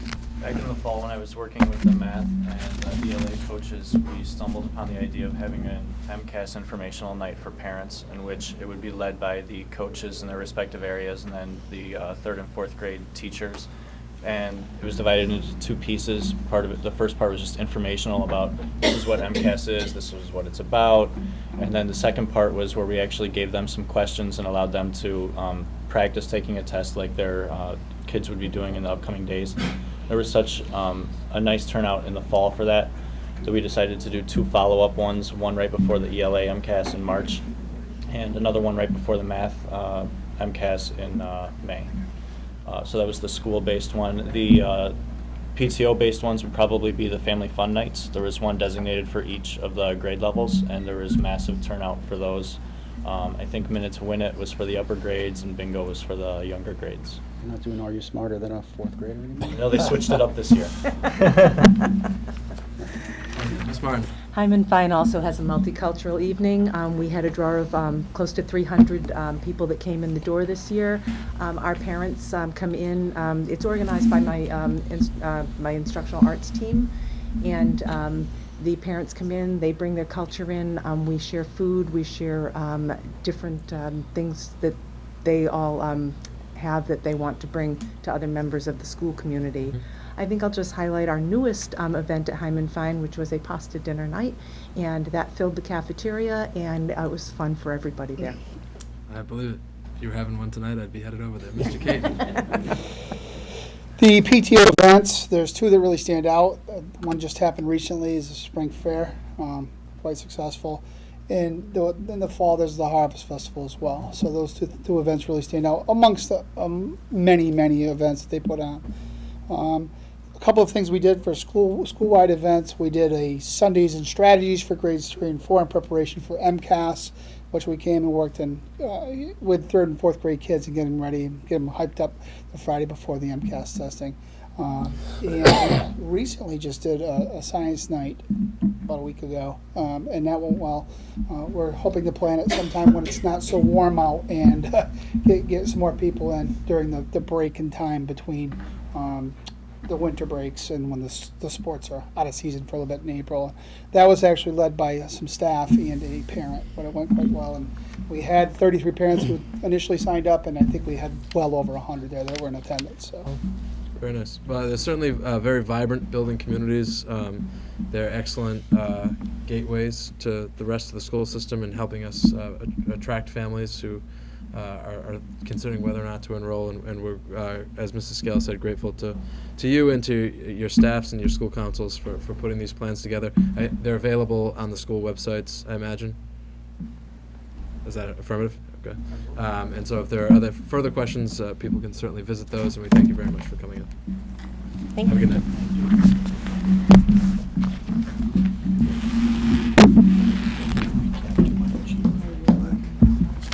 Okay.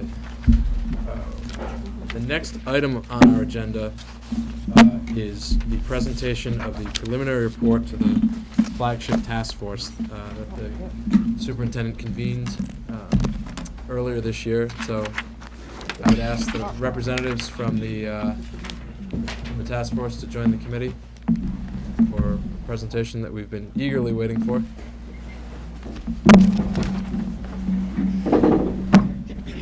Gonna hydrate before you. I know there are other task force members here, and I suspect you're about to be introduced, but we've got seats left, but come on up, Jack. Come on up, Jack.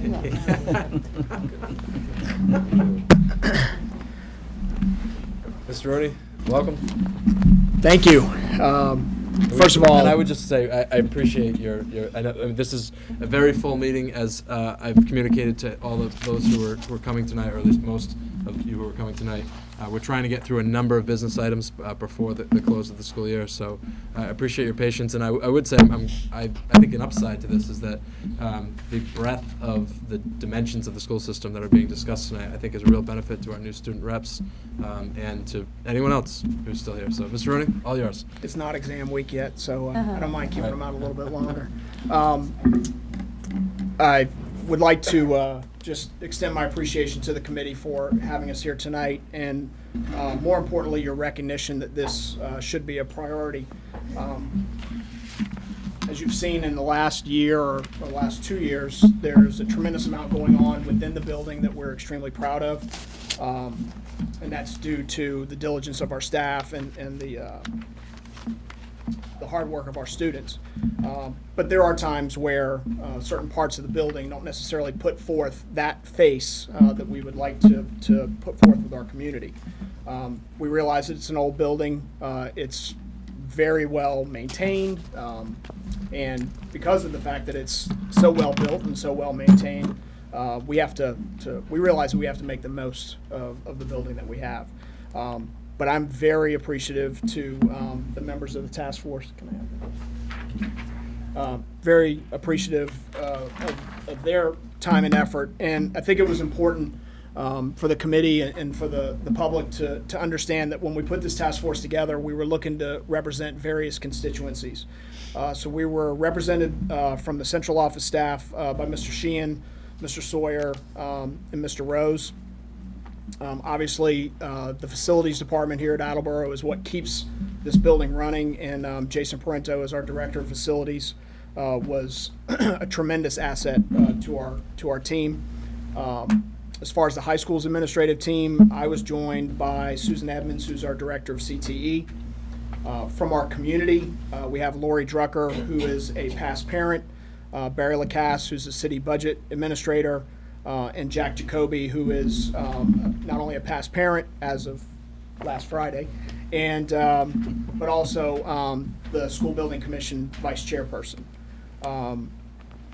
We also, from within our staff, we wanted to make sure that we had the three main constituencies represented. Barbara Senna represents the general education constituency, Karen Spina represents the special education constituency, and Susan Shirk, who's one of our adjustment counselors, represents the student services component.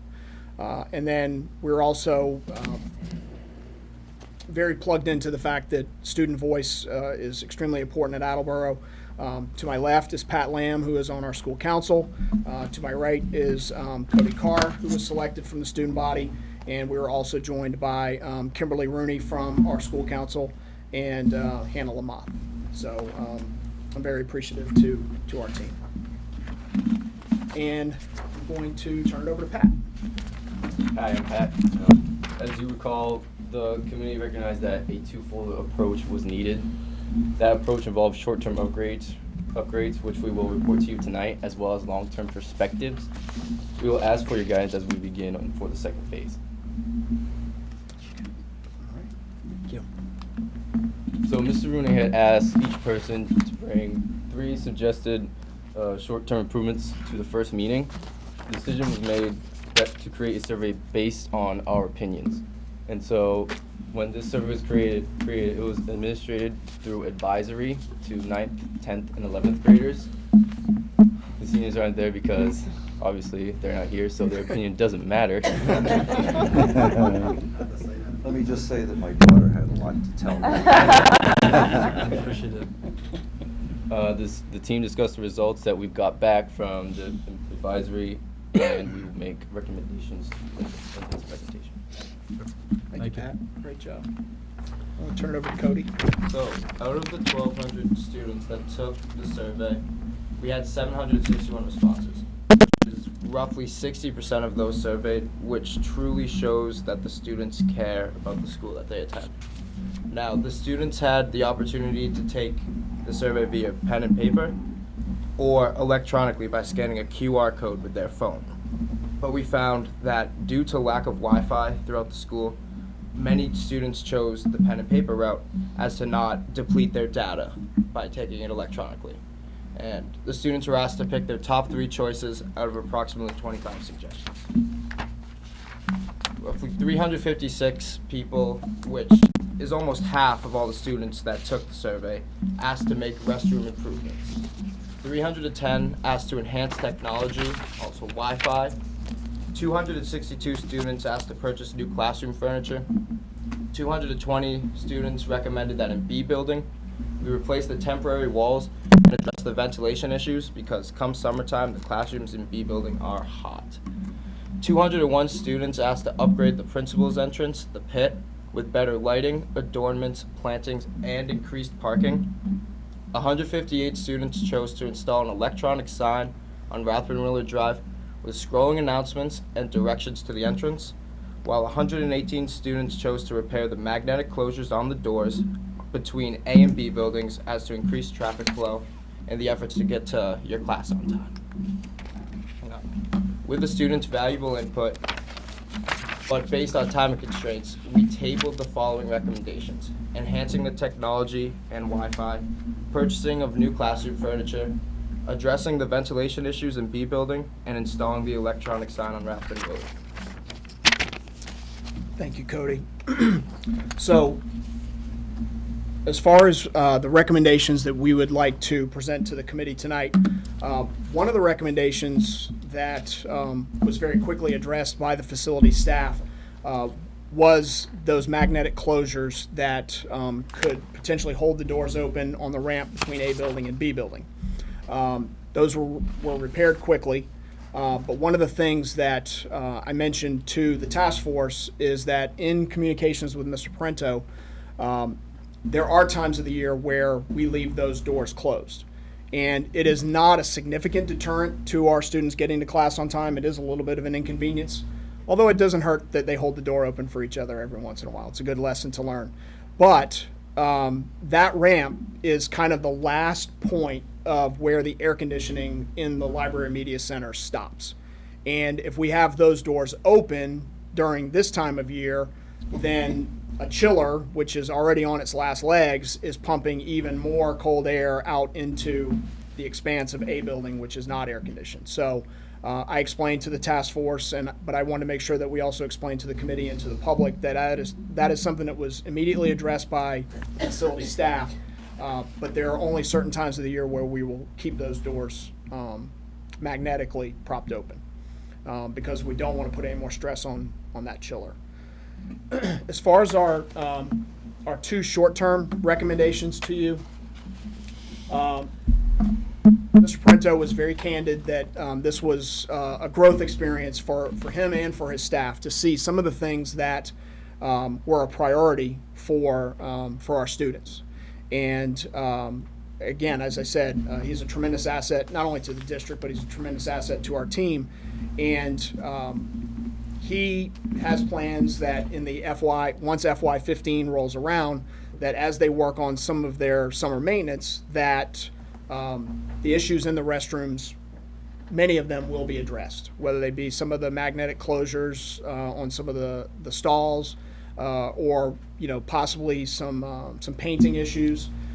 Some of the plumbing issues, those run a little bit deeper, no pun intended. But he has to make sure that those are not cost prohibitive before he commits to getting those done. But again, because of the fact that we take such tremendous pride in our school, the 2 primary restroom facilities that we've asked him to look at, and he's committed to looking at, are the restrooms that are in the gymnasium area.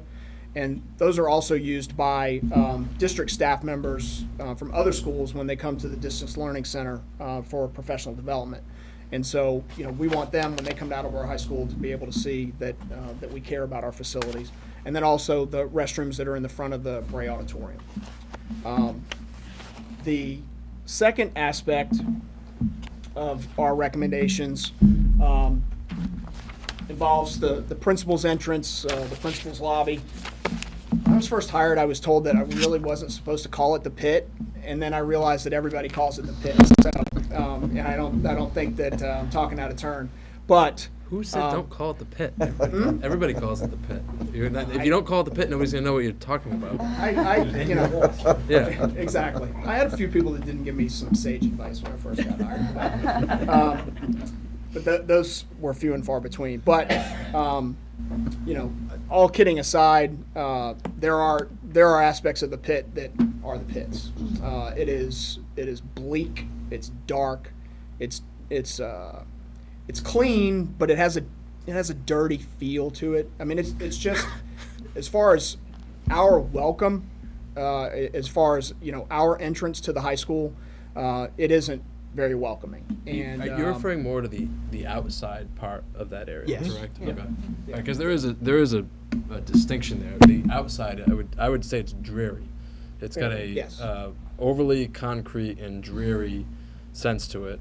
And then you walk in, and it's actually not dreary. It's quite no. vibrant. I thank you for clarifying that. It's the internal pit, the actual lobby itself. Once you get in the building, we have a beautiful mural that was done by our art students a few years ago. I believe it was the class of 2011 or class 2012. Donated a beautiful new map once the classrooms were renumbered sequentially. So.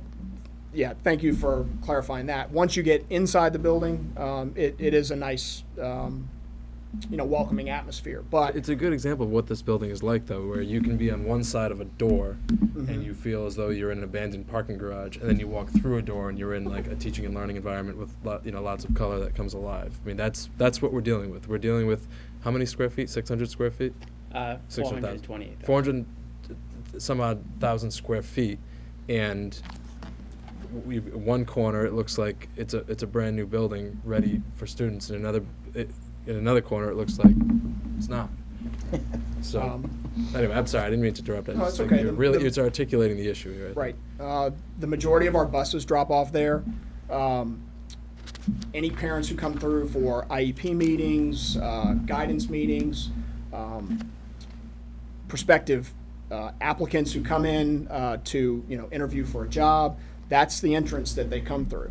And frankly, it needs some attention. And again, to Mr. Parento's credit, he has plans within his FY15 budget to be able to relamp that area. I think if it's better lit, it will reveal the fact that it is clean.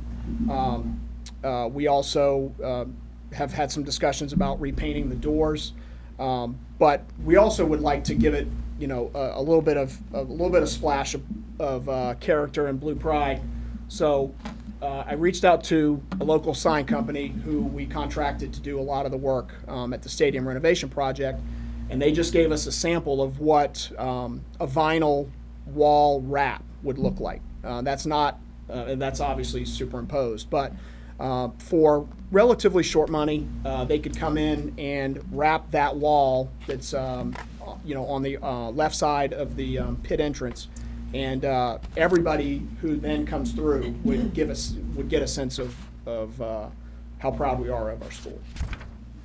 Another aspect that we would ask your consideration of is I've taken a picture of standing in the exterior portion of the pit looking back towards Rathman Willard Drive. We have very little visitor parking, and again, for the number of people who come through our doors on a daily basis, the fact that we don't have much in terms of clearly marked visitor parking doesn't send the right message that we would like to send. And so, although we would have to get some cost estimates, we would appreciate your consideration of possibly taking that area between those two light poles and much like was done with the superintendent's loop a few years ago, carving out some angled parking spaces so that as families come through or candidates for jobs come through, they can go through the bus loop and then they can have an angled parking space.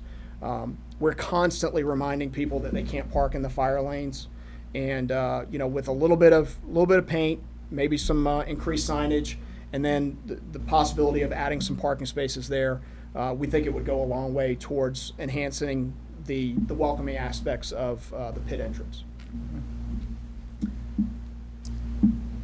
Now, as far as the next part of our charge, as Pat mentioned, you've asked us to come back to you in mid-October with what we feel the next step should be. And we've had some lengthy discussions about how we need to get started with the discussion of those next steps. And so what we're going to ask you tonight is for some direction.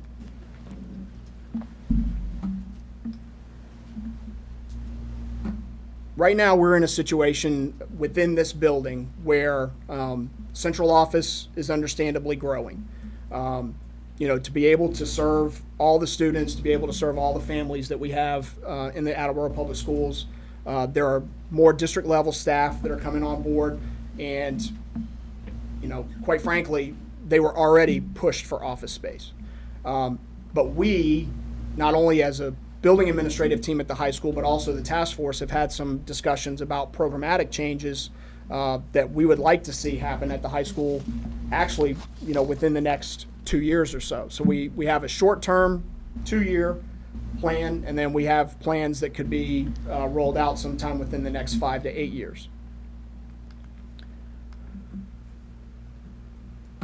Our opinion is rooted in both our focus on being a comprehensive high school, and that is not only special education, general education, but also our career technical education program, and also potential funding sources. And those funding sources would also increase the enrollment at Attleboro High School.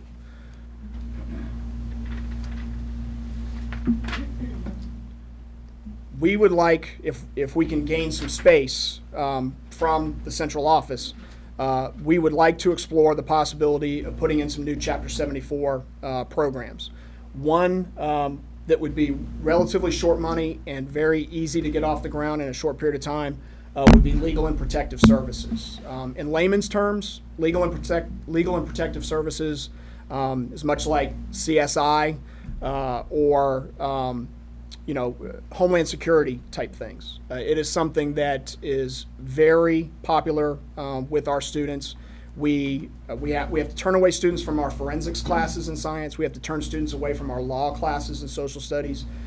If we were able to offer legal and protective services, we would be able to have more students enrolled in things that they were interested in. And law enforcement is something that is a profession that a lot of our students are looking at right now, and that would make them more marketable when they graduate from the high school to schools that have good criminal justice and law enforcement programs. Another program that we would like to give some consideration to would be robotics. We could envision our currently very successful engineering program combining with robotics and our computer information systems program. If they were all located in one area, we would have a very nice technology cluster where all those programs would feed off of one another. Those teachers would be able to collaborate. And again, those are Chapter 74 programs, which I'm sure most of you are aware that those students, the per pupil reimbursement for Chapter 74 students is roughly $12,000, whereas just a regular Chapter 70 student is around $8,000. So it's roughly 52% more per student the way they're coded as a Chapter 74. And we do tuition a lot of those students out of this building to be able to go to those programs in other schools. And so those tuition bills are anywhere from $15,000 to $17,000 for them to go to those other schools. So there are a lot of potential upsides to us adding some Chapter 74 programs, but we can't do it without the space. We've also had some discussions about dental assisting, and we've had some discussions about cosmetology. Those are things that, as Mrs. Edmonds and the staff within CTE, as they kind of dipstick our students and the things that they're interested in, and as she goes to regional CTE meetings, those are things that are becoming more popular as well. But again, without the space, we're unable to do so. We also recently were awarded a nearly $25,000 grant to assist us in the implementation of biotechnology within our science department. Barbara Senna, who is on the task force, who is our science department coordinator, worked very hard for us to get that grant. But right now, our labs and our science area needs work for us to be able to implement that. So we request the committee's consideration of relocating parts of central office so that Attleboro High School can expand the offerings. And again, hopefully we've made a fairly clear case as to how expanding offerings would help us financially. It'll help make our students more marketable, and it'll also just add to the experience at Attleboro High School.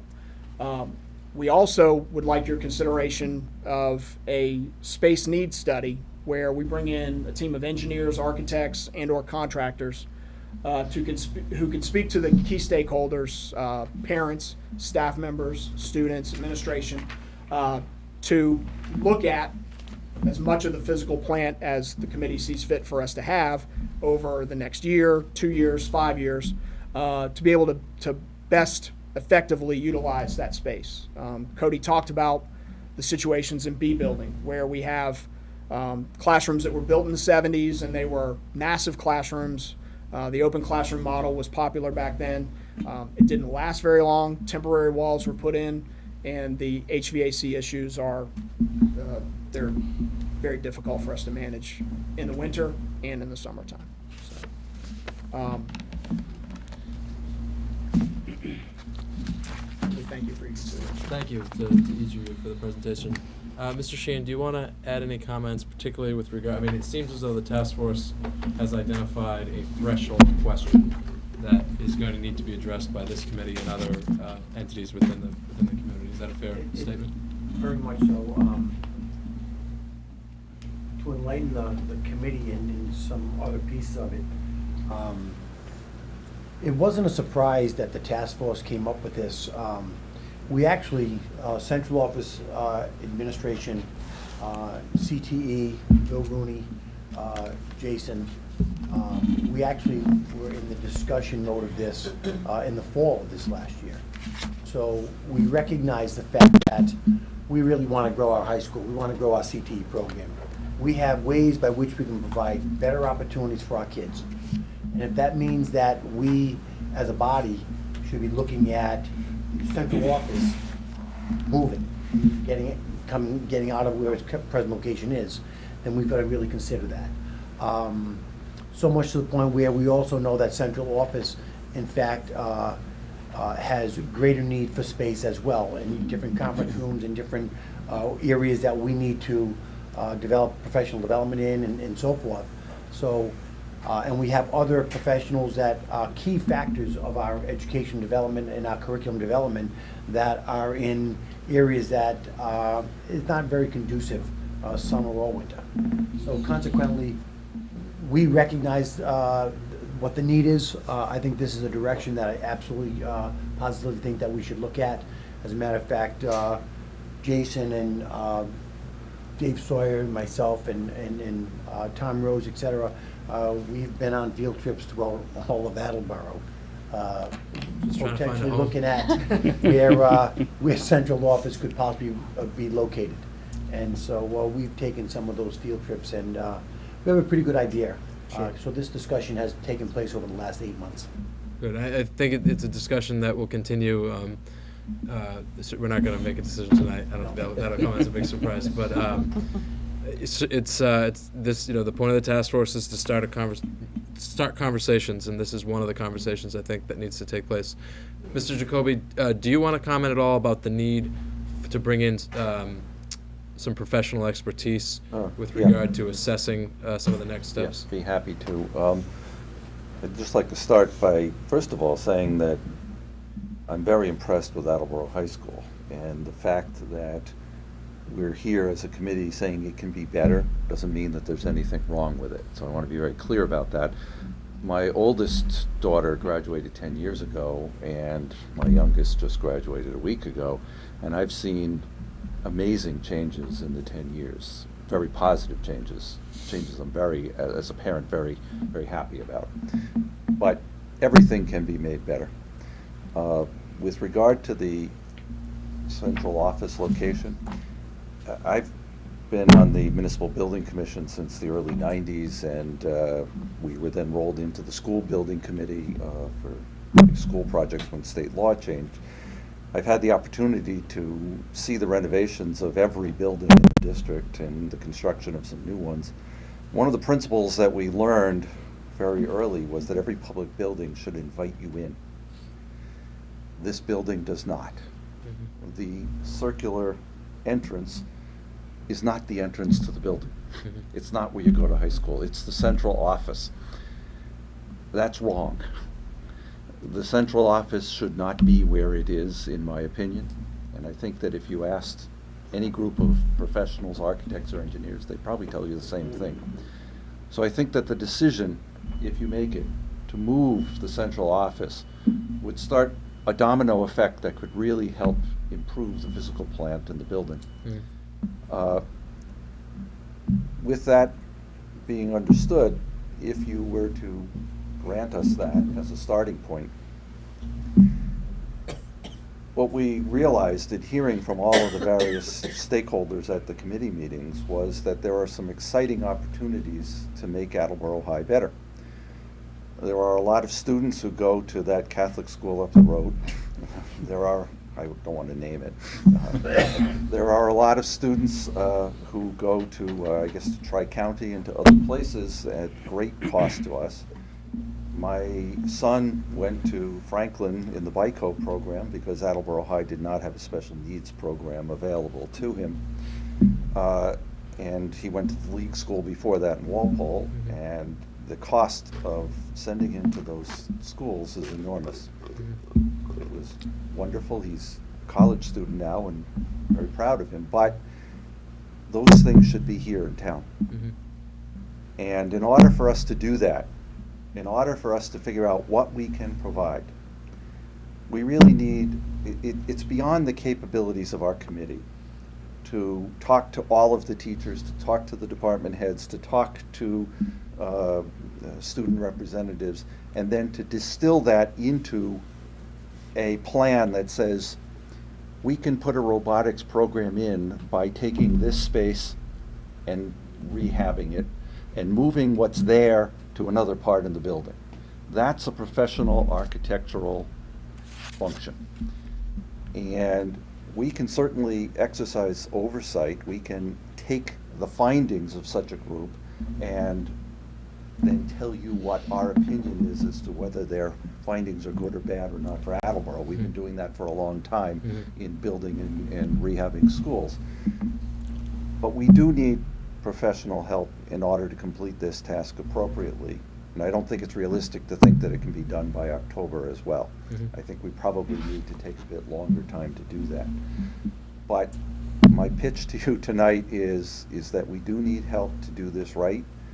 And I think that if we can bring a number of students back into this building who are leaving this building, that we can create some better programs within the high school. We can make this truly the flagship of our system, and we can develop a program that will bring in things like dental assisting, that will bring in robotics, that will change perhaps the face of science or math or English within the school district or within the high school, because we have the opportunity now to rethink things.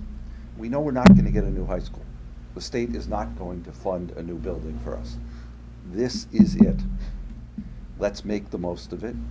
And I think that at a relatively small cost, probably somewhere in the range of $75,000, we can get a professional study that will give us a physical outline of the building, will give us the systems within the building, that the electrical, the plumbing, the HVAC, and what their status is, and then can suggest for appropriate areas that we can look at expanding the range of offerings.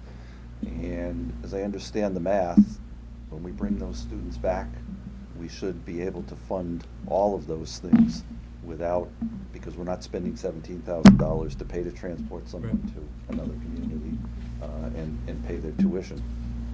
So I guess I would just like to ask you from the bottom of my heart to give us the tools that we need as a committee to go forward and make some very good concrete suggestions to you as to how we can make Attleboro High School better.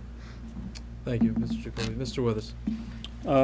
Yeah, I have a multi-part question for anyone who can handle it. I think Jack answered the first one, which was about how much it would cost for the study, and touched on the second part, which is Principal Rooney, you mentioned that we'd be recouping a lot of these costs by if we had a robotics program and if we had a Homeland Security-like program. Any idea on what the amount is we would recoup each year, and when that money would start to come into our districts? Or stop leaving our district might be a better way. I'll ask Mrs. Edmonds to help me with that question. As far as the financial outlay to get a program such as Legal and Protective Services off the ground, Legal and Protective Services is a class that's not significantly different from a Chapter 70 class in math or science or English. The primary expense would be just to hire the teacher.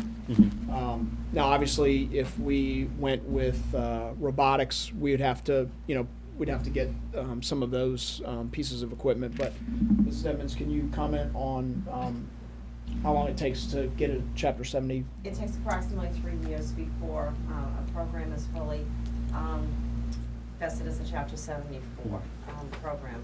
And so at that point, the state comes in and they do a study and they determine whether the curricula is appropriate and staffing and the facility. And then the following year, the city would start seeing an increase in their Chapter 70. The Chapter 74 and Chapter 70 money are all dispersed in one account, so it's kind of hard to separate them out, but you would see an increase that way. And then I guess, thank you. The last question I have, which is somewhat unrelated, is Mr. Jacoby, you mentioned that October 15th is probably unrealistic, and I think that's accurate based on what you need to do still to accomplish this. Any idea on when you would have something for us, when a report would be ready and you guys would have had a chance to review it, assuming that the funds were made available to you? Well, I think we're poised with, the first thing that we're looking at are some of these low-hanging fruit type Chapter 74 programs to try to get off the ground. So if the point comes where the school committee says to us that we can start taking some of the space on this end of the building, then it won't take us long to have discussions about what that would look like 1 year later. So if we were able to know something in September 2015, there's a possibility that by September 2016 we could have some of those, have at least one of those programs in our curriculum. But as far as some of the short-term things, like enhancing the pit and carving out some parking out there and things like that, in terms of working with Jason, Jason's been he's been aggressive in terms of realizing the importance of this, and I think that he would do the best he could with all the other properties that he has within the district. But I think probably realistically we'd be better off to present a more comprehensive report to you later part of the winter. And what about the report that you would be getting from these professionals, if you had the funding to do so? Any idea on how long that takes to put together? I would imagine it would take a couple of months, so that if we, for instance, had the knowledge by Labor Day that the central office was moving or not, and also had some funding in place, I would expect that by Thanksgiving we'd have a report, which would then give us, a month or two then to talk about it, think about it, perhaps ask some further follow-up questions. And I think, as the principal said, I would expect that February, March, we should be in a position more realistically to present our findings to you. And then, last question, I hope, for me. Am I hearing both of you correctly that it seems like you really need an answer and direction on the central office move before that other step would go into effect as far as getting a survey done? Because you need to know that they're going to be somewhere else before it would make sense to bring in professionals. Right. I mean, We wouldn't want to pay a professional to do two alternative plans. I think it would be much better to say to the professional, this space will be empty by this particular date, or not empty by this particular date. But I think we need to be able to give them a mandate. Yeah, that was going to be my question as well, because I was unclear as to the sequence, because I didn't know if we thought we really were in need of a professional opinion as to whether or not the central office needs to vacate. It sounds to me like the consensus on the task force, at least, is that that's so obvious we don't need a professional to tell us that this huge chunk of this thing that's not part of the high school shouldn't be in the high school. Is that a fair? Yes. Okay. And we do understand money is tight. We would never want to throw good money after bad. If you saw fit to give us any portion of the short-term recommendations as far as the exterior portion of the pit, even if a few years down the line the entrance to the high school became the superintendent's entrance, that would still be an area where a lot of our students would be dropped off on their buses. That might be an area where guidance is located, and parents would be buzzed in down there anyway for various meetings and things like that. So it still would be something that, regardless of where the official entrance would be, it would still be something. The side of the building is too big for us to not make use of it as something. Something big has to be in that space. Mrs. Scales, then Mr. Tyler, then Mr. Storrs. Mine is a quick question. In your presentation, you said you would like to really relocate part of central administration. Mr. Sheehan, would you see all or part of it being moved? All. That's what I thought. Okay. I said part just so as not to seem greedy. No, because I can't imagine splitting them up in the amount of time that they meet and collaborate and. Well, but over 2 years, maybe, I don't know. The clear consensus of the committee was that we would like You them want them to all leave. gone. We would like all of them to leave entirely. Okay, thank you. It's 9:15, so some of them would probably like to. Okay, ready, get ready. Mr. Tyler. No, I just want to keep with the construction phase of it. Thank all of you for being on the task force, but I think you hit the nail on the head. The two biggest things I've ever seen at the high school is lack of parking, and I think that's an easy fix. There's not a lot of finance involved in that, and aesthetically pleasing, it's not even close. You know what I mean? It's not welcoming whatsoever. So I couldn't agree with both those ideas. That's not a short-term fix. You know, as far as moving the central office, that probably should have been done a long time ago. The only reason I say that is because if you want to increase the educational opportunities of the school, well, most of the time that comes with space. And we take up a lot of space on this side with the central office being located in there. And I think, Jack, you hit it the best. You actually think you're coming into the high school parking lot over here, and you're actually coming into central administration. It happened quite a few times with people coming in for interviews and stuff where they walked in the central office part and we directed them over to the high school entrance. So again, I think you guys did a great job, and I know there's other questions, but I think, Bill, if I could, before you do leave the table tonight, if you could talk about the need of concession stand and volunteers, just to kind of add on the task force part of it. Absolutely. Appreciate that. Thank you all. Mrs. Sturz. First of all, thank you for all the work you guys are doing. It's much needed. Please tell me if I'm right on this. Looking at the 3 classes that you discussed bringing to the school for the CT, my understanding is if we are sending students out for those classes to Tri-County or to whomever, we are paying a significant portion of that. So if any classes of this nature that we bring into the school, the option for that student to go elsewhere and get paid for by us goes away. Is that a correct statement? Once they're in, they are allowed to stay. But any subsequent students would have to come here because we offer the program. I see what you're saying. Right. So, but even before it ever became a Chapter 74 approved program, once we have it in the system, then that option for new students is not available, correct? Once it's approved, Chapter 74, then we can deny admission to Tri-County for that. So we'd actually have to wait the 3 years Yes. to be able to deny. Okay. Well, what we did with engineering was we were able to say in late year 2, going into year 3, we will be Chapter 74 next year, so we will not approve the freshmen going to Tri-County. I see. And the reason I bring it up is I see the value in that, absolutely. Anything that we can do to increase our what we're offering here, and by doing so, maintaining our students and our funding, that's the better. My concern is, and I see the value, I really do, and I think my concern is with everything that we've had to go through with the budget recently, it's very difficult for me to even contemplate finding, $75,000 and giving it to something that obviously is needed. Don't get me wrong, it's just with what we've had to do over the last couple of weeks, I just can't see how we could ever think about doing that right now. Well, but I don't think we're as we've said. I hope nobody thought they were leaving with 75,000 tonight, because you're not. But I don't think that's the case. I think that this is an area where there is a clear distinction between money devoted to net school spending and money devoted to just keeping the school system moving forward from an infrastructure standpoint.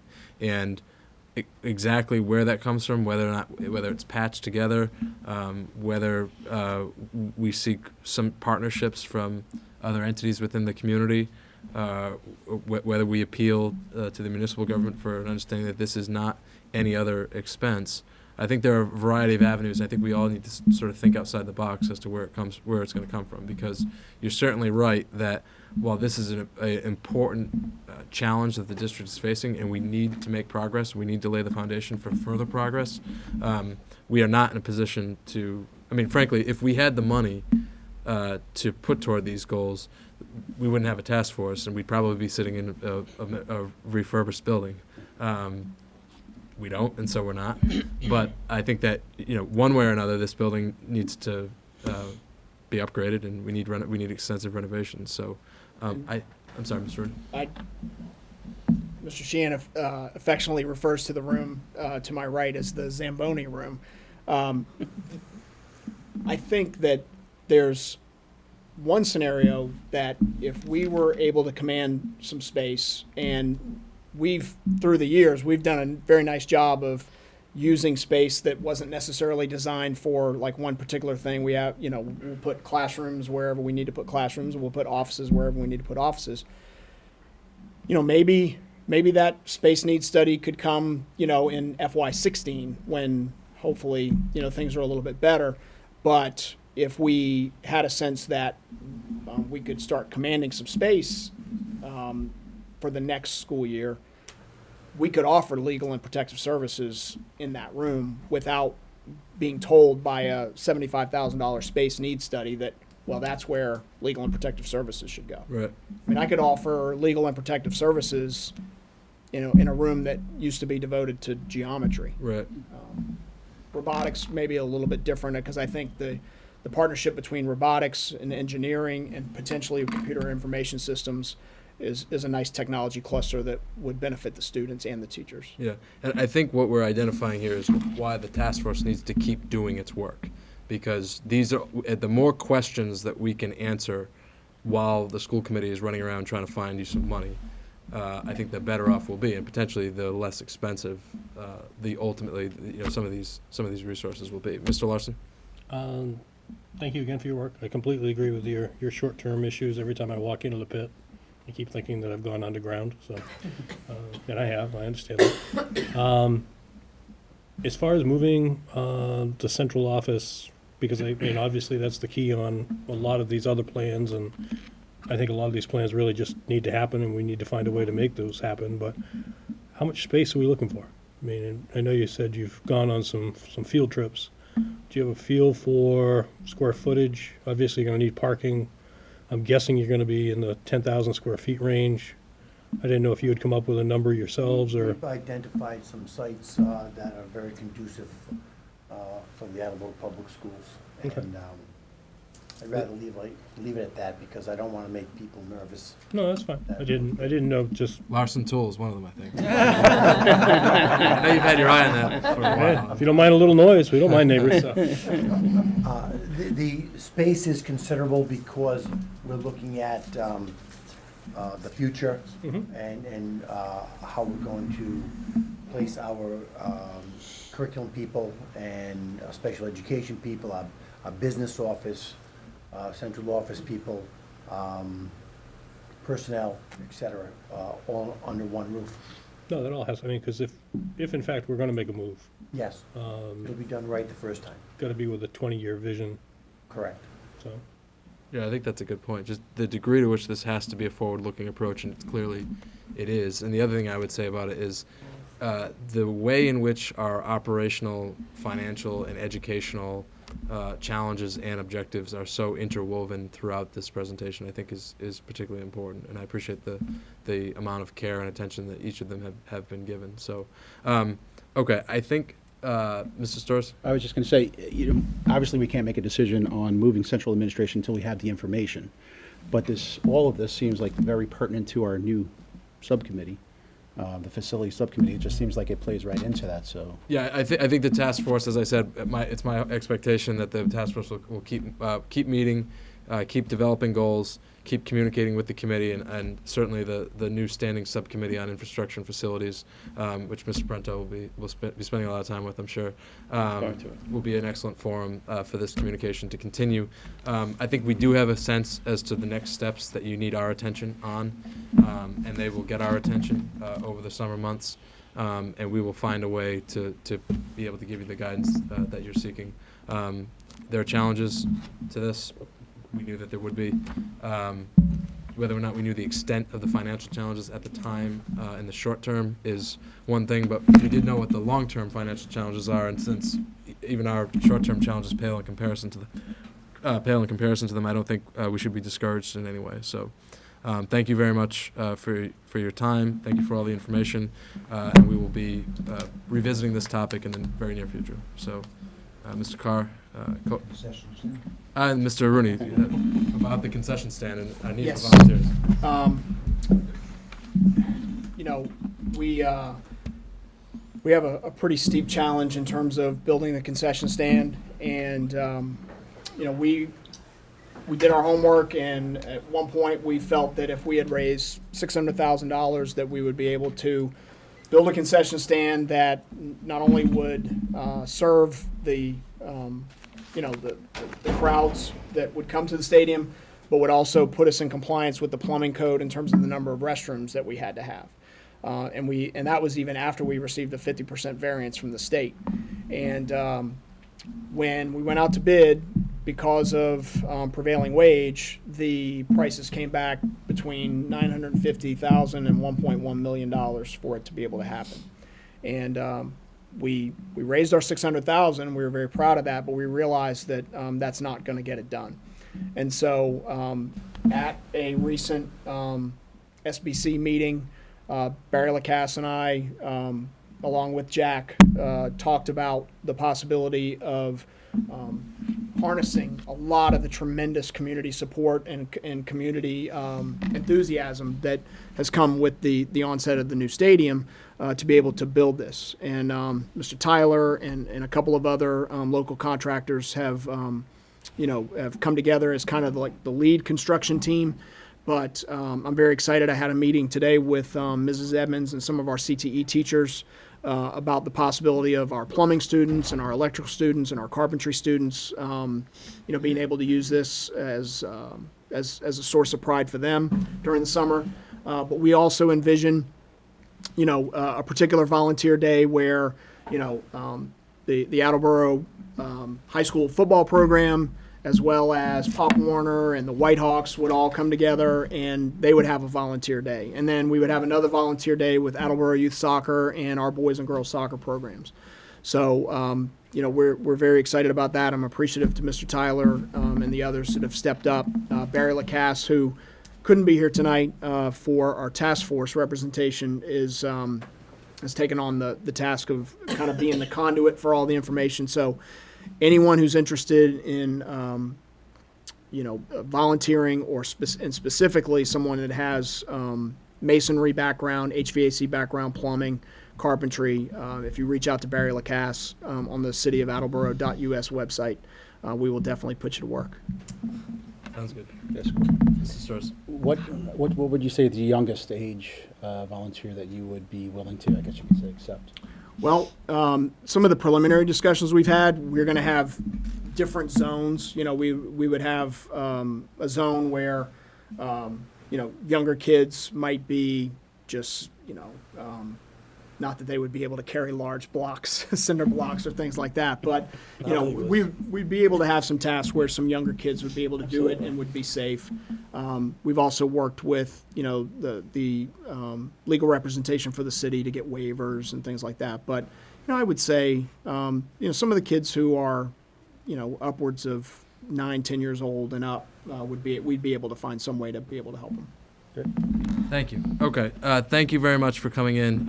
As I said, we'll be communicating with you in the very near future and on a regular basis so we can keep moving this project forward. So, Mr. Carr, Mr. Lamb, thank you. Gentlemen, nice job. We'll see you soon. Thank you.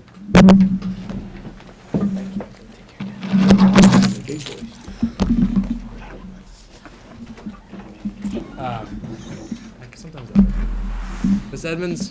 Yes. Thank you. I'm not leaving. No, I'm calling you up to. Yes. Before we continue, I realized after that presentation I made a big error. Couple of names. Mistakenly addressing our new student advisory, Tyler and Jack, as Cody and Patrick, who are members of our task force. I apologize for that. After open forum, I got a little cloudy there a little bit. So again, I apologize to both of you for saying that name. We'll have the nameplates printed up by the next meeting. So I apologize. It'll never happen again. Accept my apology. Okay, Mr. Rooney, we have another special presentation, which I appreciate very much your patience. This is a very, very long meeting, and as I said, we're trying to get a lot of things done. So, well, I will boil my initial thoughts down just to say that we are obviously very proud of our CTE program, and tonight we have one particular aspect of our CTE program that we're proud of. We were recognized regionally a month or so ago on NECN with a focus on some collaboration that took place between our engineering program and our our visual design program, where we really were able to focus on STEM initiatives, science, technology, engineering, and math. And, in terms of the times that Congressman Kennedy has been here and the focus on STEM in the Commonwealth, we were able to incorporate arts, and we've turned STEM into STEAM. And so I think Ms. Nelson's going to play the video clip for us here. I think there is an advertisement at the very beginning. So.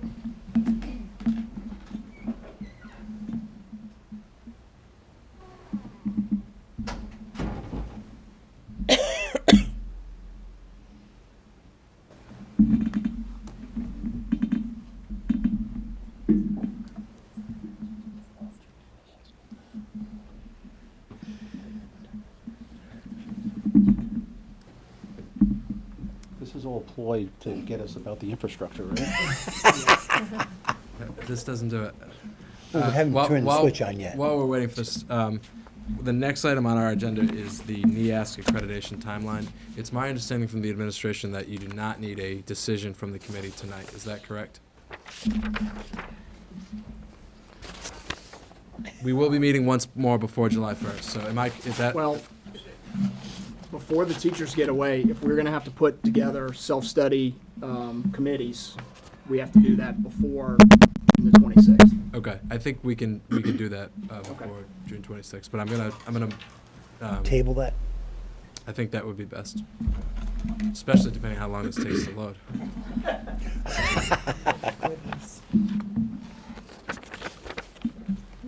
Well, while this is in the process of loading, and I think Ms. Nelson can just pause it once it eventually gets loaded. This basically started with me being a former basketball coach, and I was going to a meeting with Mr. Sheehan, and I happened to be walking by basketball practice, and I saw our basketball coaches with iPads in their hands rather than clipboards, and I was very intrigued by the fact that they were incorporating technology into their basketball practices. So I started asking some questions, and I realized that they were using Bluetooth basketballs.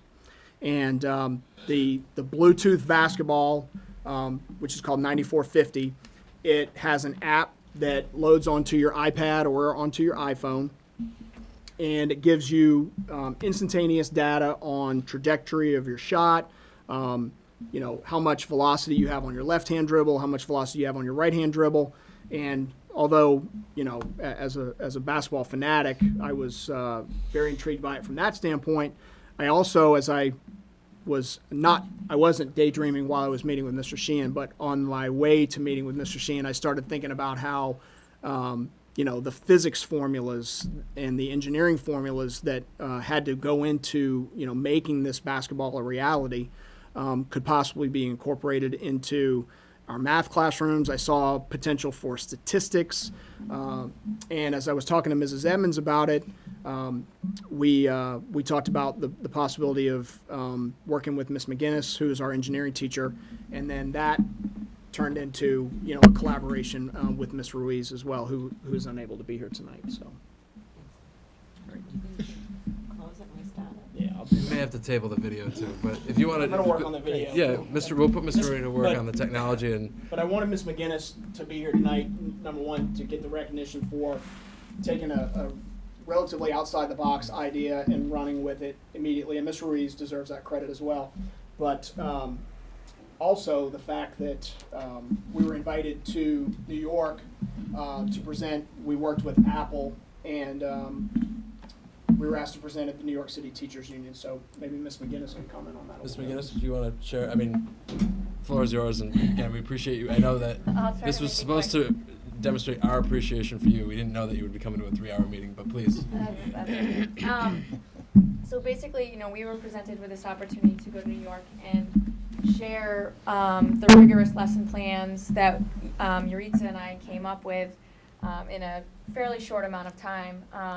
But to be able to incorporate STEM into her program, where STEM is very much integrated into engineering. What her program is? The design and visual communication. Design and visual communication. Got it. So we were able to bring a little bit of her artistic side into the engineering, as well as bring the STEM into her more artistic program. So, we went to New York, presented to the teachers union, we, made our plans available to those teachers, and just kind of gave some examples of what we did. And what we did was create lesson plans that immediately engaged the students to be able to use this Bluetooth basketball. All we had to say was basketball, iPad, and app, and immediately the students were fully engaged. And the engagement remained consistent throughout the 6-day lesson plans that we created. There was a great deal of collaboration among the students in each program, as well as between the two programs together. Euritza students created advertisements, and my students went and kind of critiqued them, made sure, we validated the equations that they were using, gave them some different information of, what might be better to use.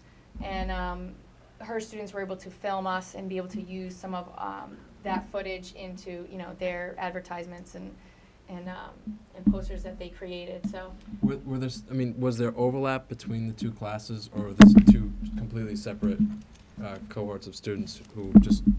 two completely separate Okay. cohorts. Her sophomore class was the class that was chosen during E-Block, and my seniors I had during E-Block. Okay. So it was also a collaboration between grade levels as well, so that kind of helped. Sure.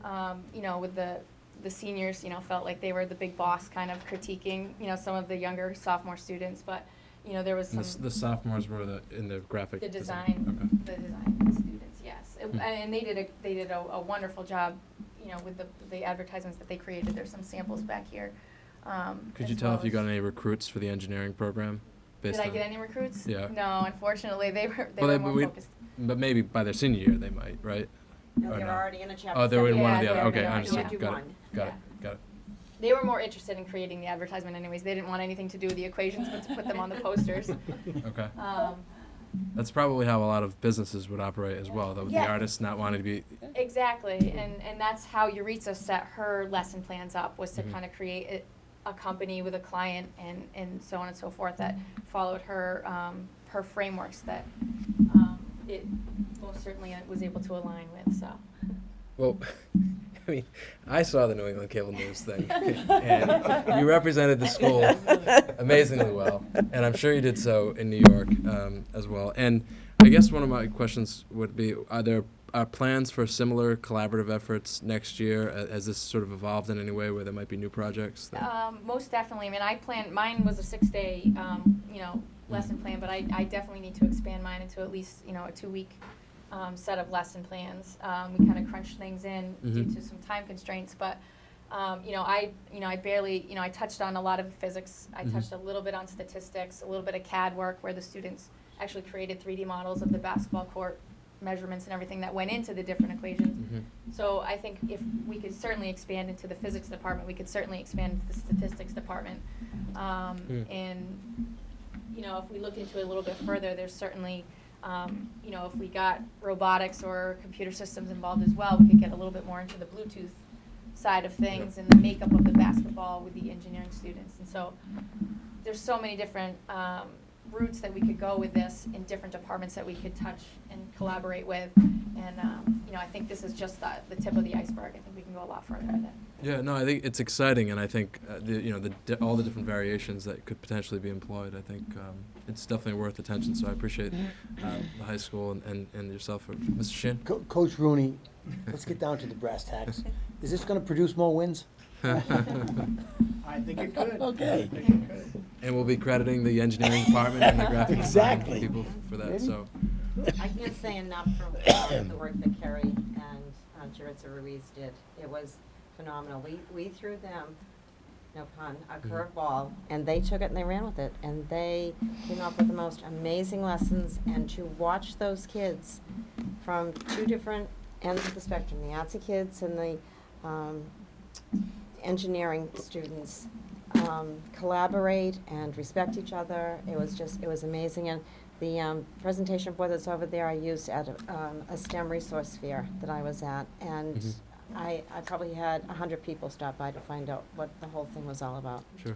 We're very grateful to the folks at 9450. The Crowleys are parents within the Attleboro Public Schools, and they were able to pave the way for us to get some of this media exposure.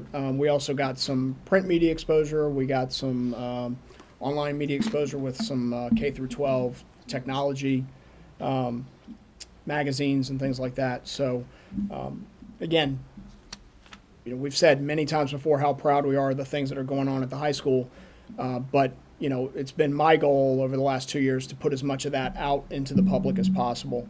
We're very appreciative to the Sun Chronicle and AACS for what they do for us, but when we can get in the Washington Post or NECN and let everybody know that Attleboro is the place to be. Sure. Well, thank you very much. And I think as this program rolls out again in the 14-15 school year, we would very much like to hear more about it. We'll do whatever we can to help you promote it within the community and beyond. And when we bring you back in to share it with us, you'll be the first item on the agenda. Okay? So Appreciate it. I can make that commitment. So thank you very much. We appreciate it. Thank you. I think we're going to take a 5-minute recess right now so people can stretch their legs and make a determination as to what we're going to do next. Can the young men be dismissed? Absolutely. Nice job tonight, guys. Thank you very much. You did. Yep.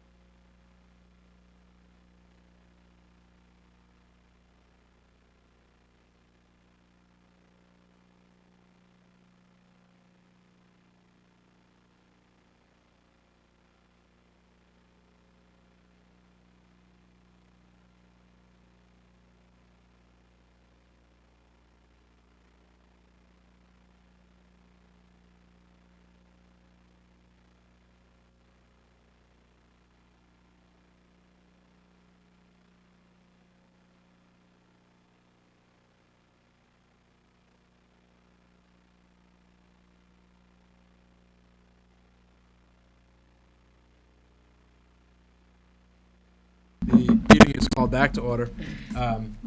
We have a few other items left, two of which are of a substantive nature. The others are more consent agenda oriented.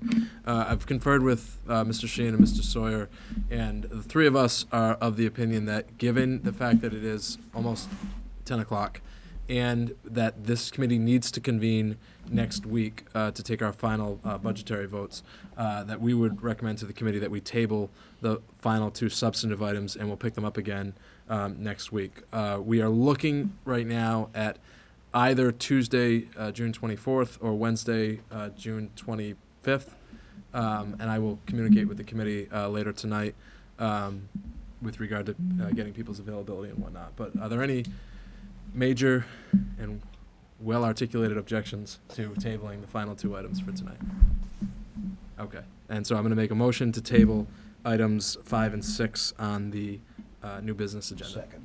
All discussion. All in favor? Aye. Okay, so those two motions will be tabled. Again, I will get back to you in the near future with regard to exactly when the committee will convene. And I'm just going to run through the consent agenda items quickly. I won't. A motion to accept a donation in the amount of $330.08 from Stop and Shop A+ Awards Program to Hill Roberts Elementary School Gifts Donation Line. So moved. Second. Discussion. All in favor? Aye. Motion passes. A motion to accept a donation in the amount of $1,300 from the Feinstein Foundation to Studley Elementary School. So moved. Second. Discussion. Just want to say it's been a great partnership, and I know Studley schools and Attleboro schools have greatly benefited from that partnership. Very, very true. All in favor? Aye. Motion passes. A motion to accept a donation in the amount of $110 from Harbor One to the Gifts Donation Line of the Attleboro Public Schools. So moved. Second. Discussion. All in favor? Aye. Motion passes. A motion to accept a donation in the amount of $200 from the Attleboro Police Association to the Blue Pride Bistro. So moved. Second. Discussion. All in favor? Aye. Motion passes. And finally, this item is number 7 on our new business agenda. We discussed it at our previous meeting with regard to just making sure that we're in full compliance with the policies that vest the governing body with the authority to name facilities within the school district. I made a motion to confirm the name of the Attleboro High School weight room as the Blue Pride weight room. So moved. Second. Discussion? All in favor? Aye. Motion passes. Okay, so that's gonna take care of our public agenda for tonight, and I will make a motion to enter into executive session to conduct strategy sessions in preparation for negotiations with union personnel. The committee will not return in open session, and I, pursuant to Chapter 30, Section 30A, Chapter 21, the public discussion of these strategy sessions may have a detrimental effect on the school committee's bargaining position. Second. Ms. Singer? Yes. Mr. Tyler? Yes. Mr. Larson? Yes. Mr. Murphy, yes. Mrs. Scales? Yes. Mrs. Sawyer? Yes. Mr. Withers? Yes. Mrs. Storrs? Yes. Thank you very much. We're in executive session. And the meeting's adjourned.